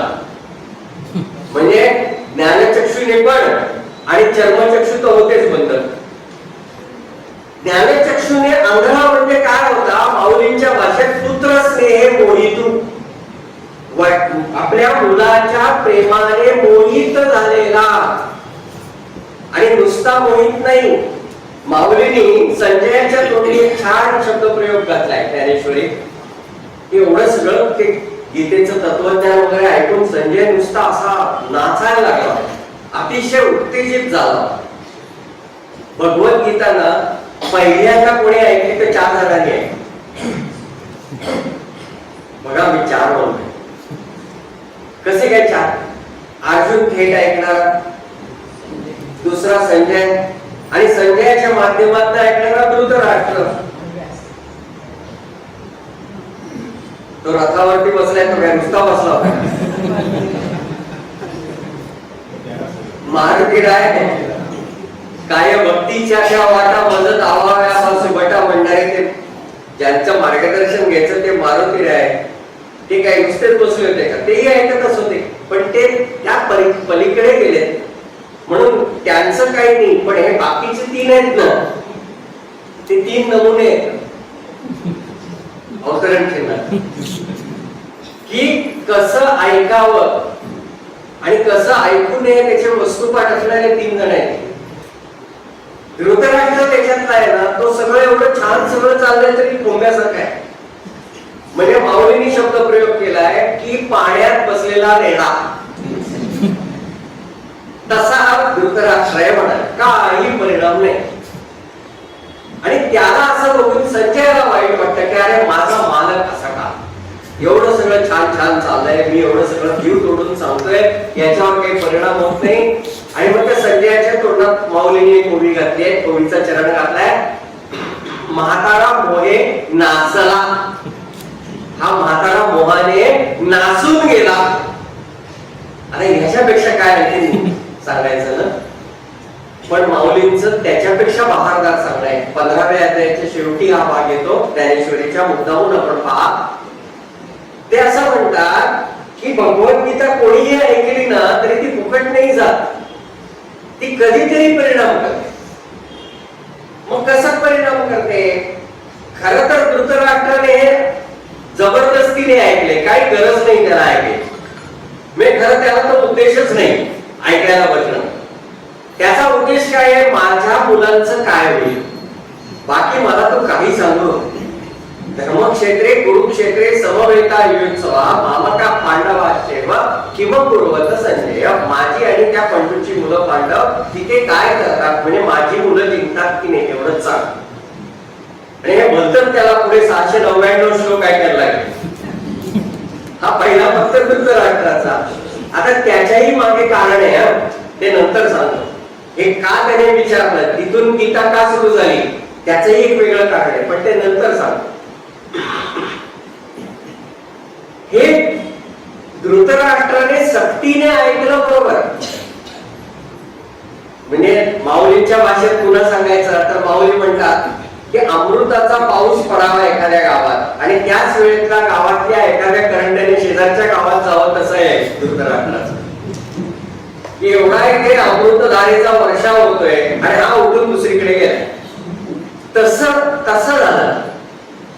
पण तरी सुद्धा जे कानावर पडलं ते त्याला कुठे उपयोगी पडलं? अंतकाळी. धृतराष्ट्राने मृत्यूचा अत्यंत धीर गंभीरपणाने स्वीकार केलाय. त्या वर्ण्यामध्ये गांधारी धृतराष्ट्र कुंती यांनी शांतपणे मृत्यू स्वीकारलाय. महाभारतामध्ये त्याचं वर्णन आहे, मुद्दामून पहा. त्यावेळेला त्याला काय उपयोगी पडलं? की ऐकलेली गीता उपयोगी पडली. माऊली म्हणून तिथे उदाहरण दिलं 15व्या अध्यायाच्या शेवटी, की म्हणाले द्राक्षाच्या वेलाला दूध घातलं तर दिसताना असं दिसतं दूध फुकट गेलं, पण जेव्हा द्राक्ष येतात आणि द्राक्षाची गोडी चाकली जाते तेव्हा कळतं दूध फुकट गेलं नाही, कितीतरी पटीने गोड होऊन आलं. किती सुंदर आहे. तेव्हा दिसलं वाया गेलं. तसं याने गीता काय ऐकली, पण तीही त्याला उपयोगी पडली. जे मी मगाशी मुद्दा एक सुरुवात करताना सांगितलं त्या मुद्द्याकडे परत एक अर्ध्या मिनिटासाठी येतो आणि पुढे जातो. हे सगळे ग्रंथ आहेत ना, ते ग्रंथ व्यवहाराला सुद्धा पाहिले पाहिजेत. जसं आता मी सांगितलं, द्राक्षाच्या वेलाला दूध घातल्यानंतर द्राक्षाची गोडी वाढते. आता ज्ञानेश्वरीची पारायण करणाऱ्या शेतकऱ्यांनी ज्यांच्याकडे द्राक्षाचे मळे होतात त्यांनी हा प्रयोग करून बघायला काय हरकत आहे? दूध घातलं तर काय होतं? मी कमी विचारलं काही जणांना, नाही म्हणाले आम्ही काही केला नाही प्रयोग. म्हटलं कधीतरी करून बघा काय होईल. बाकी काही कल्पित नाही करायचं, त्यांनी दूध म्हटलं. आता आपल्याकडच्या आंबावाल्याने हे प्रयोग करायला काय हरकत आहे कधीतरी, की असं घातलं तर काही होऊ शकतं का, त्याचा काही परिणाम होतो का? केवळ परमार्थ नाही, याच्यातनं आणखीनही काही मिळू शकतं की. पण आधी त्याच्यासाठी काय, उघडा आणि वाचा. पहिली पायरी ती, आणि मग पुढच्या पायऱ्यांकडे. आता धृतराष्ट्राचा तो मगाचा मुद्दा सांगतो, धर्मक्षेत्रे का. तर ज्या वेळेला ना हे युद्ध सुरू व्हायची वेळ आली त्यावेळेला धृतराष्ट्राने संजयाला पाठवलं होतं पांडवांकडे. कशासाठी? शिष्टाई. आता शिष्टाई करणं म्हणजे युद्ध टाळायसाठी, काही चर्चा पूर्ण करणं याच्यासाठी पाठवलं होतं. हा गेला होता तिकडे. पण तो गेल्यानंतर युद्धाचे परिणाम काय होतील म्हणून या दोघांची जी चर्चा झाली त्याप्रमाणे त्याने तिथे सांगितलं कुलक्षय होईल, अमक होईल, तमक होईल. त्यांची अपेक्षा अशी होती की या सगळ्या गोष्टींचा परिणाम मोठ्या म्हणजे थोरल्या पांडवावरती होईल आणि एकदा तोच जर म्हणाला असं अनर्थकारी युद्ध नको तर पुढचा सगळा विषयच मिटून जाईल. पण झालं भलतच. त्याचा परिणाम युधिष्ठिरावर झाला नाही, अर्जुनावर झाला. आणि म्हणून अर्जुनाने प्रश्न विचारले, सीदंती मम रात्राणी जे झालं ना ते इकडे झालं. आणि ते धृतराष्ट्राला समजून घ्यायचं की बाबा आपण जे काही केलं ना ते त्याचा परिणाम काय झाला. धर्मक्षेत्रे कुरुक्षेत्रे तिथे जमलेले आहेत, त्यांच्यावर काय परिणाम झाला नक्की. आता पुन्हा लोक इथे हाही प्रश्न विचारतात, पण मग तो जो अर्जुन आहे त्याने आतापर्यंत इतका पराक्रम केलाय, निवात कवचाचा ठाव फोडीला. असं माऊलींनी सांगितले. निवात कवच नावाचे मोठ्या संख्येने राक्षस होते. इंद्राने ज्या वेळेला अर्जुनाला अनेक शस्त्र दिली तेव्हा गुरुदक्षिणा म्हणून या निवात कवचांचा निपात करण्याची कामगिरी सोपवली आणि अर्जुनाने ती केली. अज्ञातवासातला प्रकट होताना सगळ्या कौरवांच्या सैन्याला एकट्या अर्जुनाने तर हरवलंय. त्या उत्तराने मोठ्या तुषारक्या मारल्या होत्या, मी असं करेन, मी तसं करेन, आणि मग का वरला? तर त्याला बाजूला करून या बृहन्नडा म्हणजे अर्जुनाने तो युद्ध जिंकून दाखवलं. मोरोबंतांचा आपल्याला शाळेत होतं मराठी, बालिश होऊन बायका फार बडबड, त्याच्यावरच एक काम आहे. आता एवढा पराक्रमी अर्जुन मग त्यावेळेला मोहग्रस्त कसा झाला? संतांनी त्याचं उत्तर दिलंय. संत असं म्हणतात की तो मोहग्रस्त झाला नाही, भगवान श्रीकृष्णाने त्याच्यामध्ये तो मोह निर्माण केला. का निर्माण केला? कारण त्यांना गीता सांगायची होती आणि ती गीता ऐकण्याची पात्रता फक्त अर्जुनात होती आणि म्हणून त्यांनी हा सगळा घडवलेला प्रकार ती लीला आहे भगवंताची. आणि मग तो जो मोह आहे त्या मोहाची नंतर त्यांनी निवृत्तीही करून दिली. म्हणून अर्जुन शेवटी काय सांगतो? नंतर मोह स्मृती लब्ध्वा, माझा मोह केला, मला भान आलं. मगाशी नव्हतं का? उलट या वनवासाच्या काळामध्ये सगळ्यात ऍक्टिव्ह कोण होतं युद्धासाठी? पुढे होणाऱ्या युद्धासाठी प्रयत्न करणारे या पांडवांचं सगळ्यात जास्त कोण होतं? अर्जुन. ज्याने भगवान शंकरांकडून पाशुपतास्त्र प्राप्त करून घेतलं होतं, किरात अर्जुन युद्ध. किती प्रसंग आहे, वरती जाऊन ते सगळं प्राप्त केलं. तिथे मिळालेला शाप सुद्धा अज्ञातवासात वापरला. उर्वशी जेव्हा भाळली अर्जुनावरती तेव्हा अर्जुनाने सांगितलं, तू आजी आहेस माझी, मी काही तुझ्याशी असं काही संबंध ठेवू शकत नाही. तेव्हा तिने त्याला शाप दिला होता, तू 1 वर्ष असा पुरुष नसल्यासारखा राहशील. अर्जुनाने तोही स्वीकारला, जो अज्ञातवासात गृहस्नाळा म्हणून त्याला उपयोगी पडला. म्हणजे त्या 13 वर्षातली 6 वर्ष अर्जुन या पांडवांच्या पासून दूर आहे या सगळ्या गोष्टी करायला. आता बघा, ज्या गोष्टीसाठी मी बाहेर आहे ती गोष्ट सतत डोक्यात राहणार की नाही? मग तरी सुद्धा एका क्षणात इकडे भीष्म द्रोण दिसतात म्हणून मी गळपटलो, असं कसं होईल? ती भगवंतानी केलेली लीला होती. आणि हेही सांगतो की भगवद्गीता आपण आता जी वाचतो, 18 अध्याय जे वाचतो, त्या सगळ्याची विभागणी जी अध्याय स्वरूपामध्ये ती महर्षी व्यासांनी केली. तिथे काय अर्जुन आणि श्रीकृष्ण आता किती बाबा 48 अध्याय झाले का, आता ठीक आहे मग पहिला अध्याय आता पूर्ण करूया, असं नाही केलं त्यांनी. त्यांचं बोलणं सरळ झालं असेल, पण त्याचा विषयानुरूप मांडणी जी आहे ती व्यासांनी केली आहे. आणि पुन्हा त्याच्यात किती गोड आहे की युज म्हणजे जोडणे, युज म्हणजे जोडणे. कुठल्याही गोष्टींनी आपण जेव्हा भगवंतांशी जोडले जातो ना तेव्हा त्याला योग म्हणतात. योग जोडण्यासाठी कारणीभूत आहे. अर्जुन भगवंतांशी कशाने जोडला गेला? तर माझ्या नातेवाईकांशी माझं होणारं विरह, त्या विरहाच्या दुःखामुळे मी देवांशी जोडला गेलोय. म्हणून अर्जुनाचा विषाद हा सुद्धा योग आहे. म्हणून पहिला आहे अर्जुन विषाद योग. नाही तर विषादाचा योग कसा होईल सांगा, दुःखाचा योग कसा होईल? पण तोही योग झाला कारण त्या निमित्ताने तो देवांना जोडला गेला. महाभारत यासाठी बघायचं, महाभारत याच्यासाठी नीट वाचायचं. पण आम्ही ते पाहत नाही किंवा ते वाचत नाही. कसं असतं ना, कीर्तन काय, प्रवचन काय, व्याख्यान काय, हे म्हणजे रांगोळीचे ठिपके असतात.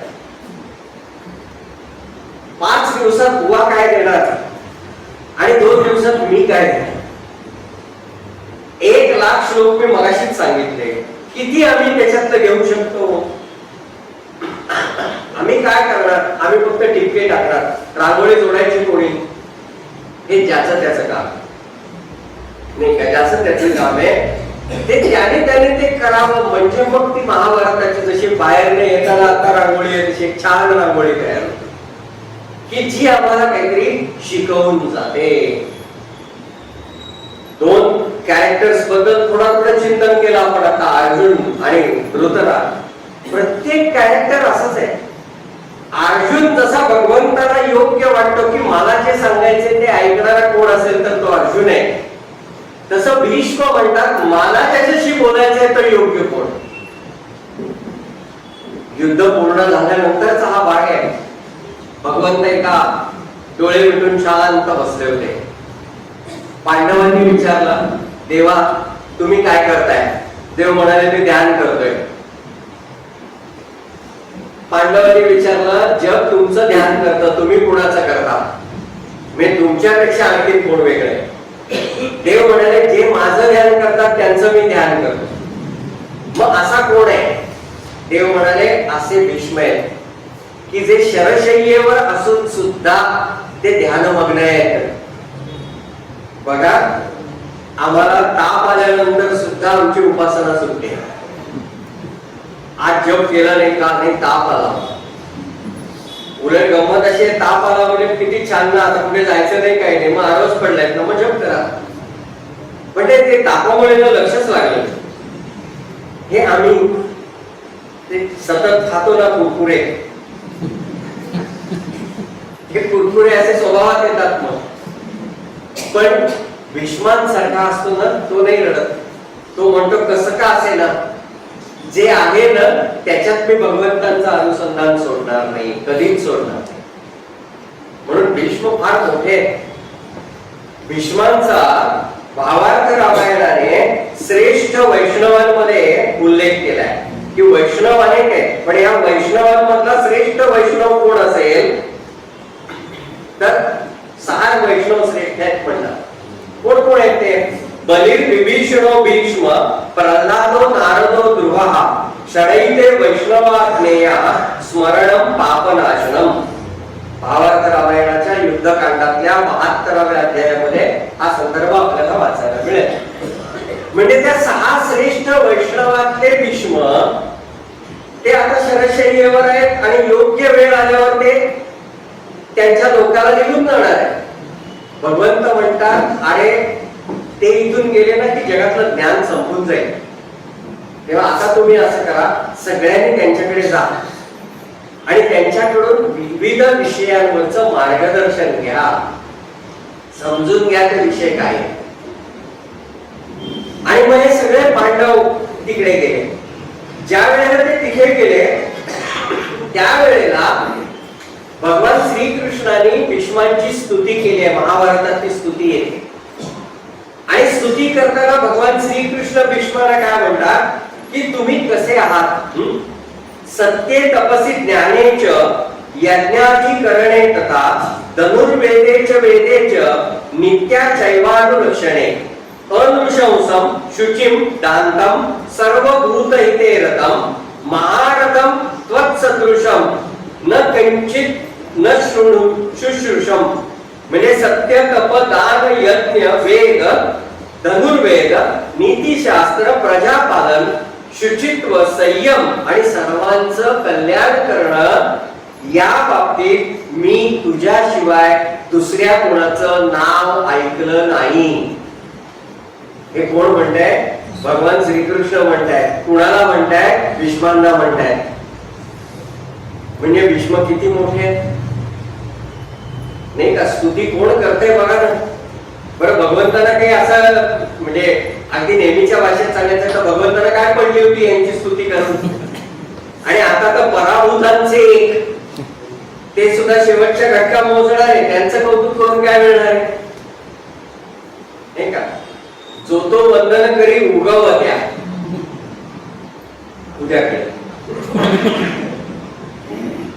मावळणार असेल त्याला कोणी नमस्कार करत नाही. मावळ त्या दिला करा. भारत आंबे जे बोलून गेले ते काही चुकीचं नाहीये.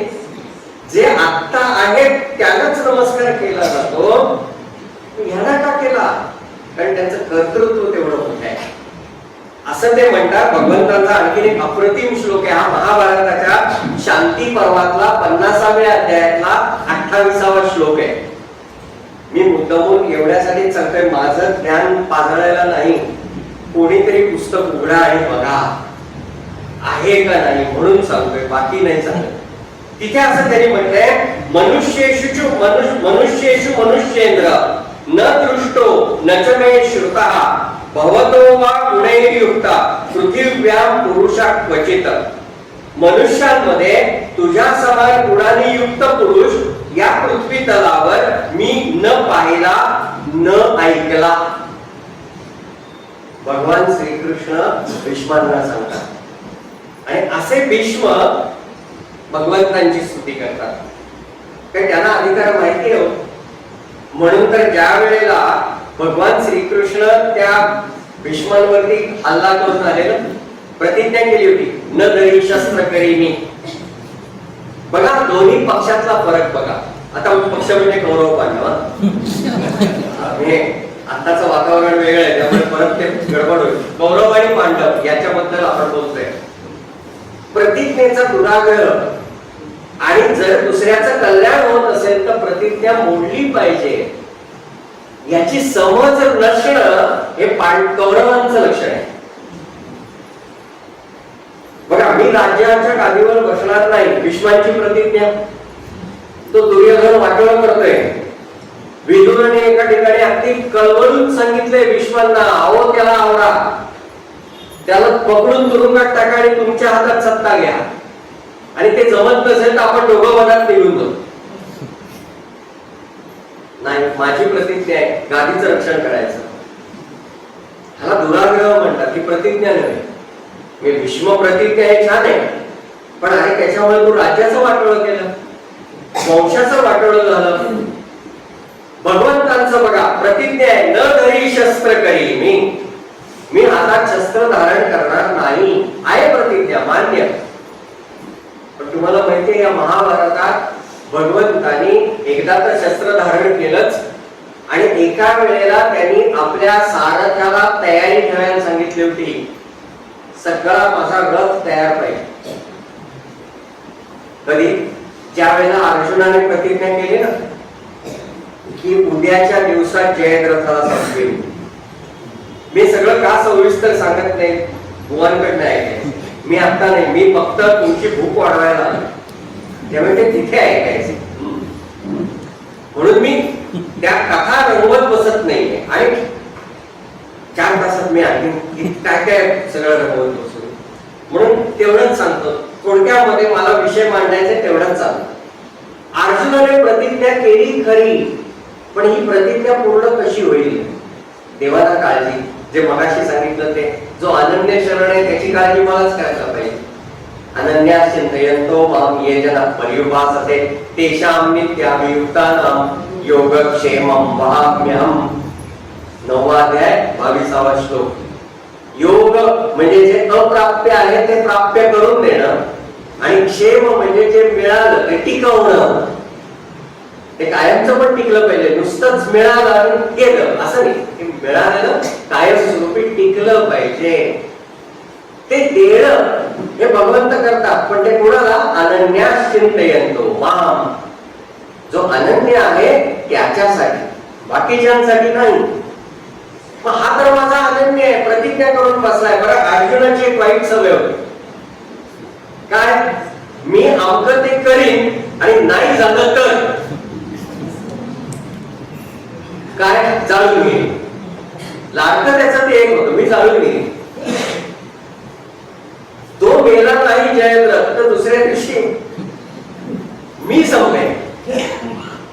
देवाला ती काळजी होती, आणि म्हणून त्यांनी त्या तालुक्याला सांगून ठेवलं होतं रथ तयार करायचा. उद्या जर अर्जुनाकडनं जयद्रथ मेला नाही तर मी रथावर बसणार आहे आणि मी त्याला संपवणार. शेवटी मी आणि अर्जुन वेगळे नाही. त्याने प्रतिज्ञा पूर्ण केली नाही तर मी त्याला मारेन, आणि ती अर्जुनाची प्रतिज्ञा पूर्ती असते. मग तिथे असं नाही म्हणत न तरी शस्त्र करी. माझ्या प्रतिज्ञेचं काय होईल, लोक काय म्हणतील, मला लोकांची देणं घेणं नाही, मला कल्याण लोक कल्याणाची नाही देणं घेणं. परित्राणाय साधूनां विनाशाय दुष्कृतां, हीच माझी प्रतिज्ञा. बाकीच्या प्रतिज्ञा हे दुय्यम आहे.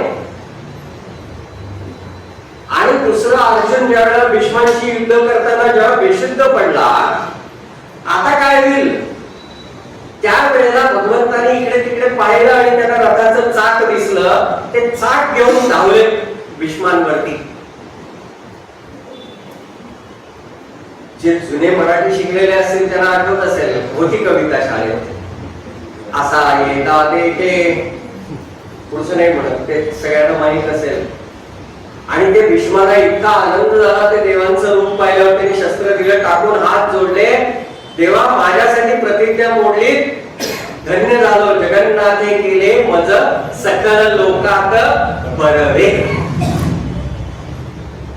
आणि म्हणून की विष्णू सहस्रनाम सांगितल्यानंतर भीष्मांनी स्वतःला झालेलं दर्शन शेवटच्या नामात सांगितलं.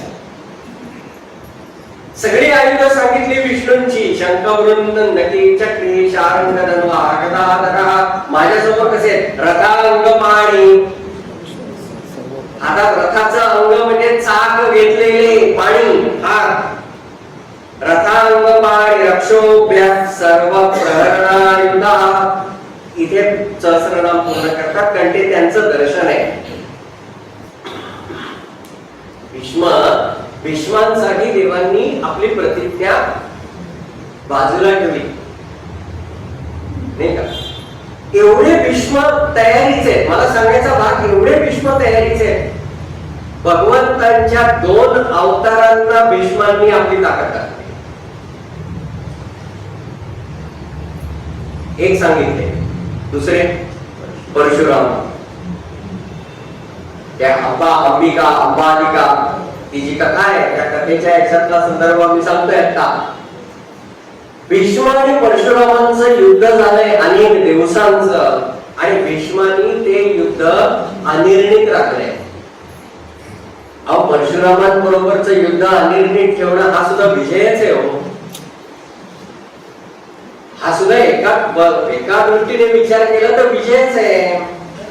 मला सांगा, समजा एखादा फलंदाज खेळतोय आणि तो 85 वरती वगैरे, आणि शेवटचा खेळाडू आला खेळायला, त्याला अजिबात बॅटिंग जमत नाही, पण जेवढे काही बॉल खेळायला लागतील तेवढे कसे बसे खेळत, समजा की त्याने त्या आधीच्याला आपली सेंचुरी पूर्ण करून दिली, तर याने जरी 60-70 बॉल मेडन खेळले असतील, 0 रन्स करून खेळले असतील, तरी त्याचं कौतुक होतं की नाही. काय बॅटिंग केली, अरे काय केली, 60 बॉल 0 रन, टिकला ना. तुम्हाला आठवत असेल तर बघा, मनिंदर सिंगचा हा फ्रॅक्चर असताना हा उद्योग केला होता मनिंदरने. बघा, ज्याला क्रिकेट आवडतं त्यांनी ते पण आठवतं. घाबुवा सांगायचे, कीर्तनकार प्रवचनकाराकडे चांदोबापासून वेदांपर्यंत सगळं लागतं घोडावर. बघा तुम्ही, हे झालेले प्रसंग आहेत, मनिंदरने केलं होतं. हे सांगायचा मतलब मला मुद्दा हा आहे की जेव्हा समोरचे बोलतात चांगले तेव्हा मी टिकून राहणं हा सुद्धा विजय असतो. तसंच भीष्म तर चांगले कसलेले निष्णात योद्धे आहेत, आणि आपल्या गुरूंना, भगवान परशुरामांना ते रोखून धरू शकतात अनेक दिवस. हे भीष्मांचं युद्ध सामर्थ्य आहे. पण केवळ युद्ध नाही, भीष्मांनी अनेकांकडून अनेक गोष्टी शिकल्या. भीष्म परमज्ञानी आहे. शांती पर्वातच भीष्मांनी कुणाकडनं काय घेतलं याचा संदर्भ आहे. महाभारताच्या शांती पर्वातच हा संदर्भ तुम्हाला मिळेल. 37व्या अध्यायामध्ये हा संदर्भ मिळेल. जे ज्ञान दैत्यगुरु शुक्राचार्य आणि बृहस्पती म्हणजे देवगुरूंना आहे, ते संपूर्ण ज्ञान गुरुश्रेष्ठ भीष्मांना आहे. दैत्यगुरूंना जेवढं आहे, जेवढं देवगुरूंना आहे तेवढं भीष्मांना आहे. मग हे ज्ञान त्यांनी कुणाकडनं घेतलं आहे, तर च्यवन आणि वसिष्ठ यांच्याकडून वेदांगांसह वेदांचं ज्ञान. आता इथे सांगतो, वसिष्ठ ही परंपरा आहे, जनक ही परंपरा आहे. वसिष्ठ म्हणजे रामांचे गुरु, ते महाभारतात होते का? वसिष्ठ परंपरा आहे. व्यास ही सुद्धा परंपरा आहे. देवी भागवत जर आपण काढलं तर त्याच्यामध्ये कुठल्या कुठल्या युगात कोण कोण व्यास झाले त्यांची यादी मिळेल. जसं व्यासपीठ, प्रत्येक वेळेला काही व्यास नाही येत, पण तिथे जो कोणी असतो तो व्यास आहे असं मानलं जातं. नारदाची गादी जसं आहे तसं व्यासपीठ असो.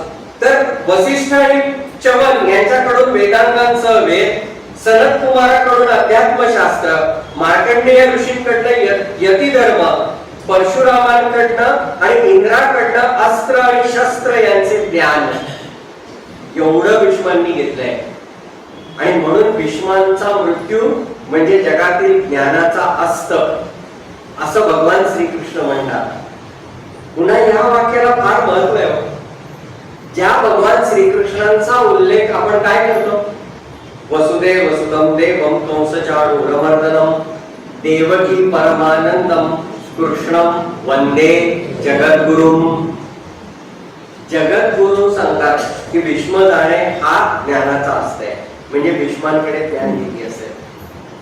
मी हे का सांगतोय की ही पात्र किंवा ह्या व्यक्तिरेखा कौरवांकडे म्हणून त्यांच्याकडे कमी नजरेने, हलक्या नजरेने पाहू नका. हेही मोठे आहे, हेही काहीतरी चांगलं शिकवणार आहे. महाभारतामध्ये कुठलंही पात्र परिपूर्ण सद्गुणी नाही आणि कुठलंही पात्र 100% दुर्गुणी. उद्या मी आणखी त्याच्याबद्दल सांगेन, अजून काही उदाहरणं घेऊन सांगेन. पण खरंच कोणी दुर्गुणी नाहीये. काहीतरी प्रत्येकात चांगलं आहे आणि काहीतरी प्रत्येकात वाईट कमी आहेच आहे. आता कौतुक मी युधिष्ठिराचं करतोय, पण द्यूताची चटक सोडली नाही ना, माझे काही कौतुकाचं नाहीये, हा दुर्गुणच आहे नाही का. याचं समर्थन कोणीच करू शकत नाही. ना द्रौपदीने केलं, ना पांडवांनी केलं, ना स्वतः धर्माने केलं, पण करायचं ते घडून गेलं ना. व्यासांच्या प्रतिभेची कमाल आहे की त्यांनी माणूस म्हणून सगळ्यांना बरोबर रेखाटलंय, सद्गुण दुर्गुण सकट, जसं आहे तसं, यथार्थ जसं आहे तसं. ज्या वेळेला ही सगळी जण तिथे आली त्या वेळेला भगवंतांनी सांगितलं, भीष्मा आता तुझ्याकडे असलेलं ज्ञान यांना दे. तेव्हा भीष्म म्हणतात, देवा आपल्यासाठी गुरु असताना मी ज्ञान देणं योग्य आहे का? अनधिकार आहे तो. मला ज्यांचं मार्गदर्शन मिळतं त्यांच्या समोर मी बोलणं हा अनधिकार आहे. पण देवाने सांगितलं नाही, हे तुम्हीच केलं पाहिजे, कारण शेवटी राज्य चालवण्याचा अनुभव तुम्हाला आहे आणि आत्ताचा नाहीये, अनेक वर्षांचा आहे. म्हणून हे ज्ञान तुम्हीच दिलं पाहिजे. आणि मी एक करतो काय, तुमची या सगळ्या बाणांच्या काट्यावर असताना ज्या वेदना होतात ना त्याच्यापासून काही काळ मुक्ती करतो. मला कौतुक हेच वाटतं की अहो अख्खं सहस्रनाम भगवान भीष्माने सांगितलं, ते सहस्रनाम म्हणजे विष्णूंची सगळी नामं आहेत का? सहस्रनामाची प्रस्तावना पाहिली तर आपल्या लक्षात येईल, त्याने असं म्हटलंय भगवंतांची जी अनेक नामं आहेत त्याच्यातली 1000 निवडून दिले. बघा आपण मुद्दाम, म्हणून माऊलींनी सुद्धा ज्ञानेश्वरीमध्ये नामाच्या सहस्रवरी नावा या अवधारी, सहस्रवरी म्हणजे हजारो, सहस्रवरी म्हणजे 1000 नव्हे, हजारो, मोर दॅन 1000, त्याच्यातली निवडून दिली. बाणाच्या काट्यावरती झोपलेले असताना, बाणाच्या टोकावरती झोपलेले असताना 1000 नावं शोधायची. आणि बरं नुसती शोधली नाही, कसं विचारपूर्वक त्याची योजना केली. कमाल आहे, कमाल. कुठलंही नाव असं उगाच कुठेतरी ठेवलंय असं नाहीये, त्याला सिक्वेन्स आहे, क्रम आहे. विश्वाची निर्मिती कुठून झाली? आदी बीज, सगळ्यात छोटं बीज, त्या बीजाचं नाव आहे ओम. ते मी श्री गुरु कृपा नमिले आदी बीज, माऊलीने म्हटलंय ते. आकार चरण युगल नंतर येतं ते पुढे. त्या आदी बीजाने सुरुवात ओम, पण त्याची व्यापकता किती झाली? विश्वा एवढी, म्हणून ओम विश्वम. मग या विश्वाचं पोषण करणं, नियंत्रण करणं हे काम कोण करतं? विष्णू. त्याची कुठली शक्ती हे काम करते? वषटकार. एवढं करूया. हा म्हणजे सहस्रनामावर बोलवलं तर मी पुन्हा येईल.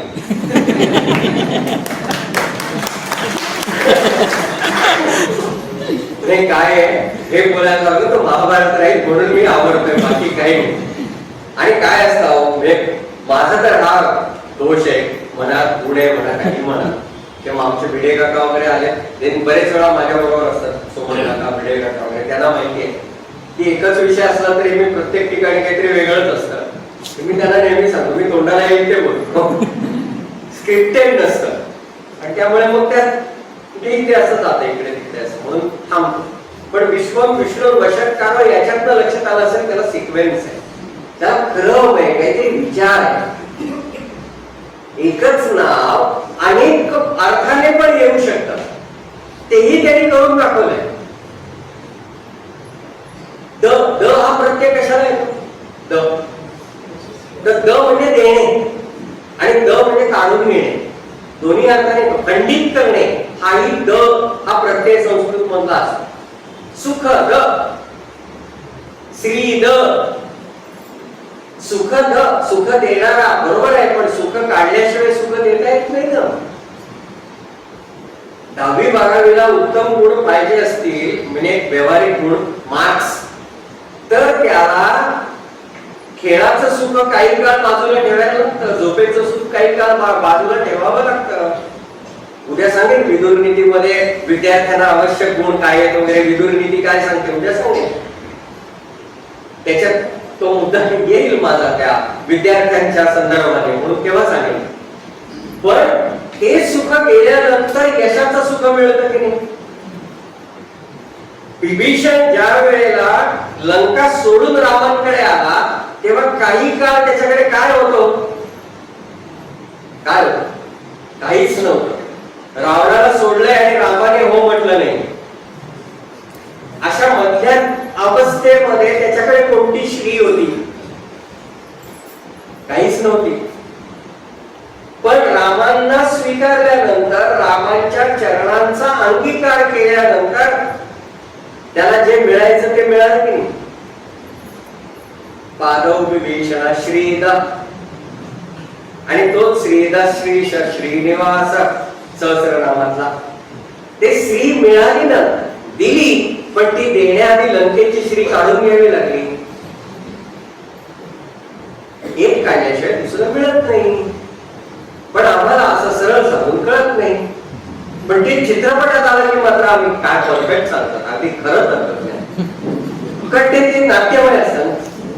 त्याने सांगितलं की आम्ही लगेच अगदी त्या असं लगेच करतो की ज्यांनी कुछ पाने के लिए कुछ होना पड़ता है, लगेच मग हे वेगळं काय आहे? श्रीद, सुख. आता सहस्रनाम म्हणणारे सगळे जण मग आता त्या अँगलने बघायला हा विचार आहे. मला पुन्हा पुन्हा एक मुद्दा सांगायचा आहे. हे सगळं सांगणारे भीष्म शरशय्येवर आहे. लायब्ररीत पुस्तकं काढून बसले नाहीये, आधार नाव शोधू.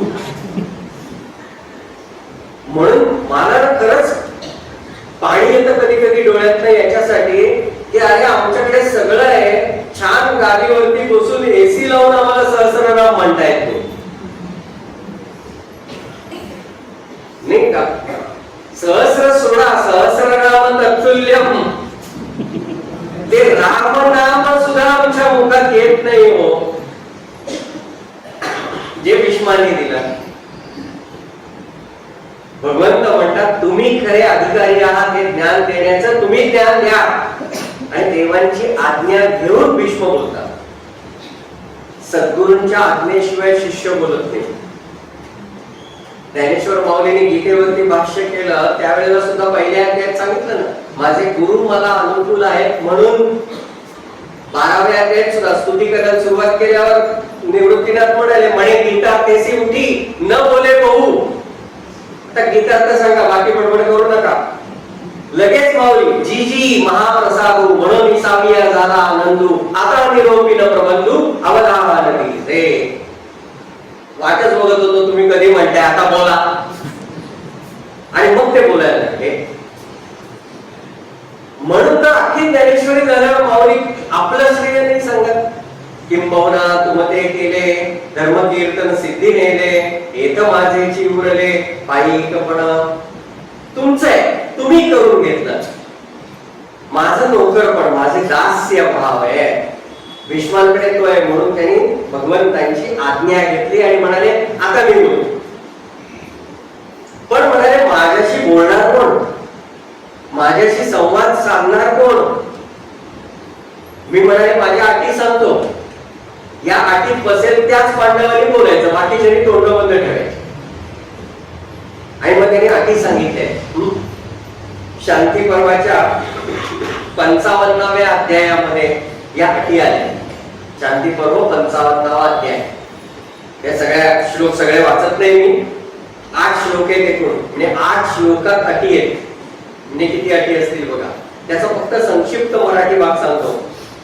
जो धर्मात्मा आहे, जो राजश्रेष्ठ आहे, जो सत्य दान तपादी गुणांनी संपन्न आहे, जो अतिथी भृत्य आश्रित यांचे आतिथ्य सन्मानपूर्वक करतो, जो कोणत्याही कारणाने काम भय स्वार्थ इत्यादीने अधर्म करत नाही, यज्ञ आणि अध्ययन हा त्याचा नित्य स्वभाव आहे, धर्मावर त्याचे अत्यंतिक प्रेम आहे आणि वेदांचे रहस्य ज्याला पूर्णपणे अवगत आहे त्याच पांडवाने माझ्याशी संवाद साधावा.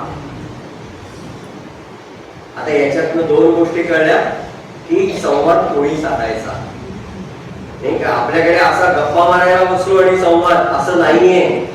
त्याला सुद्धा अधिकार दिलाय, पात्रता दिली आहे. संत किती दयाळू आहेत, आपल्या पात्रता न बघता आपल्याला देतायत. केवढे उदार आहेत. म्हणून काय वादू मी या संतांचे उपकार, म्हणून ते त्यांचे उपकार आहेत. हे अशा कसोट्या लावल्या असतात तर आपल्याला काही हाताला लागलं नसतं. कारण आम्हाला उद्देशून किंवा आम्हाला योग्य काय म्हणजे आमच्या लायकीचा उपदेश असं जर म्हटलं तर मला वाटतं दासबोधातली फक्त मूर्ख लक्षण. आम्ही अधिक आहे, सांगा अगदी सगळी तुम्हाला किती पाहिजे तेवढी सगळी आमच्यात आहे.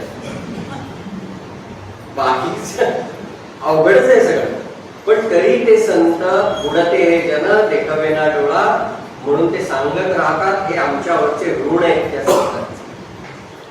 भीष्माने या अटी घातल्या आणि त्या अटी युधिष्ठिराने पूर्ण केलेल्या आहेत म्हणून युधिष्ठिर बोलतोय.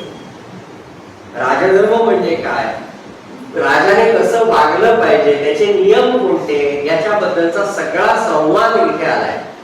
आणि मग नंतरचे जे 6 प्रश्न त्याने विचारलेत की शाश्वत धर्म कोणता, कोणाची उपासना केली पाहिजे वगैरे, त्याच्या उत्तरात येतं ते विष्णू सहस्त्रनाम येतात. तो पुढचा भाग झाला. मला सांगायचा भाग की म्हणून युधिष्ठिर हा गुळा होता, युधिष्ठिर हमखास होता असं म्हणू नये. तो पराक्रमाने कदाचित कमी असेल, पुन्हा कदाचित. कारण युधिष्ठिराने युद्धामध्ये पराक्रम गाजवण्याचे 2-3 प्रसंग महाभारतात आहेत. असं काही नाही की युधिष्ठिराने काहीच केलं नाही, उद्या सांगितले. पण तसे आहेत. हा, आता अर्जुन आणि भीमाच्या तुलनेने ते कमी दिसले, त्याला आता तू काय करणार नाही का. ज्या संघामध्ये सचिन तेंडुलकर आणि सौरव गांगुली आहे, तिथे राहुल द्रविड कितीही चांगला खेळला तरी तो खालीच दिसतो की नाही. तो किती स्टेडी असला तरी आपल्या सचिन सारखी मजा नाही. अरे तो मारतोय बरोबर, पण हा टिकू नये म्हणून तो मारतोय. दुसऱ्या महायुद्धाच्या वेळेला इंग्रजांचा पंतप्रधान कोण होता आणि महायुद्ध संपल्यानंतर पंतप्रधान कोण झाला नाही का. दुसऱ्या महायुद्धात चर्चिल होता. महायुद्ध संपल्यावर त्या इंग्रजांनी निवडणुकीमध्ये चर्चिलला पाडलं आणि शांततेच्या वेळेला चर्चिल नव्हता पंतप्रधान. मग का, कारण प्रशासन चालवायचा माणूस वेगळा आहे आणि युद्धाच्या वेळेचा वेगळा. मग हे तिथे मान्य होतं, इथे मात्र तो गुण आहे. अन्याय आहे त्या युधिष्ठिरावर. म्हणून ही सगळी पात्र जी आहेत ना, ती पात्र नीट समजून घ्यायला हवीत. आणि ती समजण्यासाठी काय करावं माहितीये का, बाळशास्त्री हरदासांची महाभारतावरची व्याख्यान आहे, किंवा दुर्गाबाई भागवतांचं व्यासपर्व नावाचं पुस्तक आहे, लीलावतीबाईंचं युगांत पुस्तक आहे. अशी अनेक पुस्तकं आहेत, ती पाहावी. पण एक लक्षात घ्यावं की त्या सगळ्या पुस्तकातलं त्यांना काय कळलं हे आपल्याला कळतं. कदाचित ते महाभारत आपल्याला काहीतरी वेगळं सांगून जाईल, पण ते कधी कळेल जेव्हा आम्ही मूळ उघडून वाचायचा प्रयत्न करू तेव्हा. म्हणून तो प्रयत्न जर झाला ना तर खरं या पूर्वार्ध उत्तरार्ध कीर्तन संध्येचं सार्थक झालं असं म्हणता येईल, नाही का? या निमित्ताने जर कोणी रत्नागिरी वाचनालयाचे आले असतील तर त्यांना पण मी अशी विनंती करू इच्छितो. वाचनालयात अनेक पुस्तकं असतात खरी, पण ती लोकांना दाखवावी लागतात की अरे हे वेगळं आहे, हे वाच. तोपर्यंत लोक वाचत नाही. मी लायब्ररीचं काम करतोय त्यामुळे मला हा अगदी अनेक वर्षांचा अनुभव आहे. लोकांना माहितही नसतं. आता बघा, दुर्गाबाई भागवत म्हटल्यानंतर मी आता व्यासपर्व सांगितलं तसं त्यांची अनेक पुस्तकं आपण सांगाल, हे आहे, हे आहे, ते आहे. दुर्गाबाई भागवतांनी रेसिपीवर पुस्तक लिहिले असं मी सांगितलं तर. खमंग नावाचं पुस्तक आहे, त्याच्यात त्यांनी रेसिपी सांगितली. पण ते दाखवायला लागतं अरे हे पुस्तक वेगळं आहे, मग लोक वाचायला घेतात. नाही तर माहितच नसतं ना. त्या रेसिपी मध्ये गंमत सांगितली. आपल्या विषयाकडे यायची. रेसिपी मध्ये गंमत सांगितली आहे. आपण फ्रूट सॅलड खातो की नाही? Fruit salad. फ्रूट सॅलड पहिलं कोणी केलं? महाभारतात संदर्भ येतो, पहिलं फ्रूट सॅलड भीमाने केलं. आणि ते कशात केलं होतं? महाभारत सांगतं ते त्याने दह्यात केलं होतं. मी जेव्हा एकदा प्रवचनात संदर्भ दिला त्यावेळेला चिपळूणचे तेव्हाचे जुने आयुर्वेदिक तज्ञ द.ना. दीक्षित ते ऐकायला आले होते आणि सगळं झाल्यावर माझ्याकडे आल्यावर म्हणाले भीमाचं बरोबर आहे, दूध आणि फळ एकत्र केलं की कफ होतो. महाराजी बघा काय ते करा काय चुकलं असलं बरोबर आहे ना. त्यामुळे दुधात फळ घालायचं नसतं, म्हणजे ते ज्ञान भीमाला होतं, नाही का? किती किती गंमत आहे बघा, किती वेगळे पण आहे. म्हणजे महाभारत याही दृष्टीने आपल्याला काही शिकवू शकतं. तशी महाभारताची जी पुस्तकं रत्नागिरी नगर ग्रंथालयात असतील, जर समजा या कीर्तन संध्येच्या अनुषंगाने निमित्ताने जर त्याचं एखादं प्रदर्शन त्याने तिथेच लावलं वाचनालयात तर की महाभारताची सगळी पुस्तकं काढून ठेवा. ज्याला कोणाला अभ्यास करायचा तो येईल, ते बघेल, त्याचे नंबर नोंदवून ठेवेल, वर्षभर ती पुस्तकं मागून अभ्यास करेल. पण त्याला कळू दे तरी आमच्याकडे काय आहे. मी आपलं सहज आगाऊ सूचना केली. आगाऊ अनाहूतपणे जरा सभ्य शब्द वापरूया. अनाहूतपणे केलेली सूचना आहे, पण शेवटी अभ्यास हा असाच वाढायचा असतो आणि तो अभ्यास वाढवण्यासाठीच आपण सगळ्यांनी प्रयत्नशील राहूया. महाभारत काय आणि कुठलीही गोष्ट काय, नियम एकच आहे की वेळेवर सुरू व्हावी आणि वेळेवर संपवावी. त्यामुळे आता 8:05 आहे, मी 7:08 आहे ना, त्यामुळे मी आजच्या पुरती इथे विश्रांती घेतोय, थांबतोय आज. हो, आजच्या पुरतं मी आज इथे थांबतोय. पण उद्याच्या भागामध्ये मी काय काय सांगणार आहे त्याची झलक काय असेल तेही थोडस सांगून ठेवतो मुद्दामून. महाभारतातलं युद्ध जसं मी आज रथ सांगितलं तसं महाभारत धनुष्यबाणाबद्दल काय सांगणार, धनुर्वेगाबद्दल काय सांगणार, किल्ल्यांच्या बद्दल महाभारत काय सांगणार. अज्ञातवासात पांडव गेले खरे, पण अज्ञातवासात त्यांनी कसं राहावं याचं त्यांना मार्गदर्शन कोणी केलं, काय सूचना दिल्या की तुम्ही असं असं वागलं पाहिजे. आणि महाभारतात केवळ भगवद्गीता श्रीकृष्ण अर्जुन संवाद एकच आलाय का तर नाही, अनेक छान छान संवाद आले. मग ते संवाद कसे आहेत आणि ते मार्गदर्शक कसे आहेत तेव्हाही आणि आजही या सगळ्या गोष्टींचं चिंतन. आणि मगाशी सांगितलं तसं अर्थात विदुर नीती, विदुराने काय सांगितलंय आणि त्याच्यातनं काय आपण शिकायचं, या सगळ्याचं चिंतन आपण उद्या त्या योगेश्वर भगवान श्रीकृष्णांच्या कृपेने करूया. ज्या ग्रंथाचा वारंवार उल्लेख झाला तो अर्थातच ग्रंथराज ज्ञानेश्वरी. त्या ज्ञानेश्वरीतलेच पसायदानाने आपण मी तेच म्हणणार होतो, तर पसायदानाने आपण हा कार्यक्रम मी आजच्या पुरता पूर्ण करूया. आपण सगळ्यांनी मिळून एकदम पसायदान म्हणून बसूनच उभं राहून म्हणण्याची आपली संस्कृती ते आपण छान हात जोडून त्याचं चिंतन करत आहोत. ते सुद्धा इतकं गोड आहे. ते पसायदानामध्ये सुद्धा ना प्रत्येक शब्द ज्ञानेश्वरीमध्ये आधी येऊन गेला. आता विश्वात्मके देवे, विश्व हाच देव अजिबात नाही. विश्वात्मक म्हणजे निवृत्तीनाथ कुठे येतं? 16व्या अध्यायाची शेवटची ओवी काढून बघा तुम्ही. सॉरी 15व्या अध्यायाची शेवटची ओवी. आता विश्वात्मक व्हा माझा तो हा श्री निवृत्ती राजा, तो अवधारी वाक पूजा ज्ञानदेव म्हणे. मग विश्वात्मक कोण? निवृत्तीनाथ. पसायदान शब्द 16व्या अध्यायाच्या शेवटी आलाय की श्रोत्यांनी अवधानाचं पसायदान द्यावं. तो पुढे इकडे पण आलाय. असे अनेक शब्द आहेत. म्हणजे पसायदान हा अख्ख्या ज्ञानेश्वरीचा सारांशच आहे. 9058 ओव्यांचा सारांश आहे. त्यामुळे पसायदान सुद्धा दिवसात एकदा तरी म्हणावं म्हणून टाकावं नाही. तेव्हा छान म्हणूया आपण आणि डोळे मिटून भगवंतांचं चिंतन करत ते म्हणूया आणि थांबूया. आता विश्वात्मके देवे येणे वाक्यज्ञे दोषावे, दोषोनी मजद्यावे पसायदाने. जे कलांची व्यंकटी सांडो तया सत्कर्मी प्रतिवारो. भूता परस्परे जडो मैत्र जीवांचे, दुरितांचे तिमिर जावो. विश्व स्वधर्म सूर्ये पाहो, जो जे वांछील तो ते लाभो. प्राणिनाथ वर्षत सकळ मंगळी, ईश्वर निष्ठांची मांदी आली. अनवरत भूमंडळी वेद गुरुभूता. चला कल्पतरूंचे गारव, चेतना चिंतामणींचे गाव.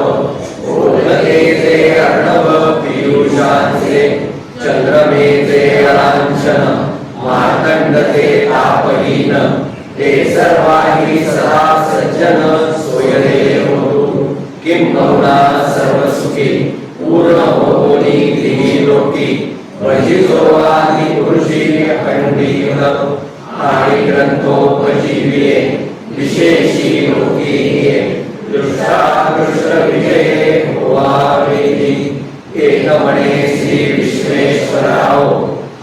होई दान बसाओ, ये वरे ज्ञान देव. सुखिया सुखिया सुखिया. धन्यवाद.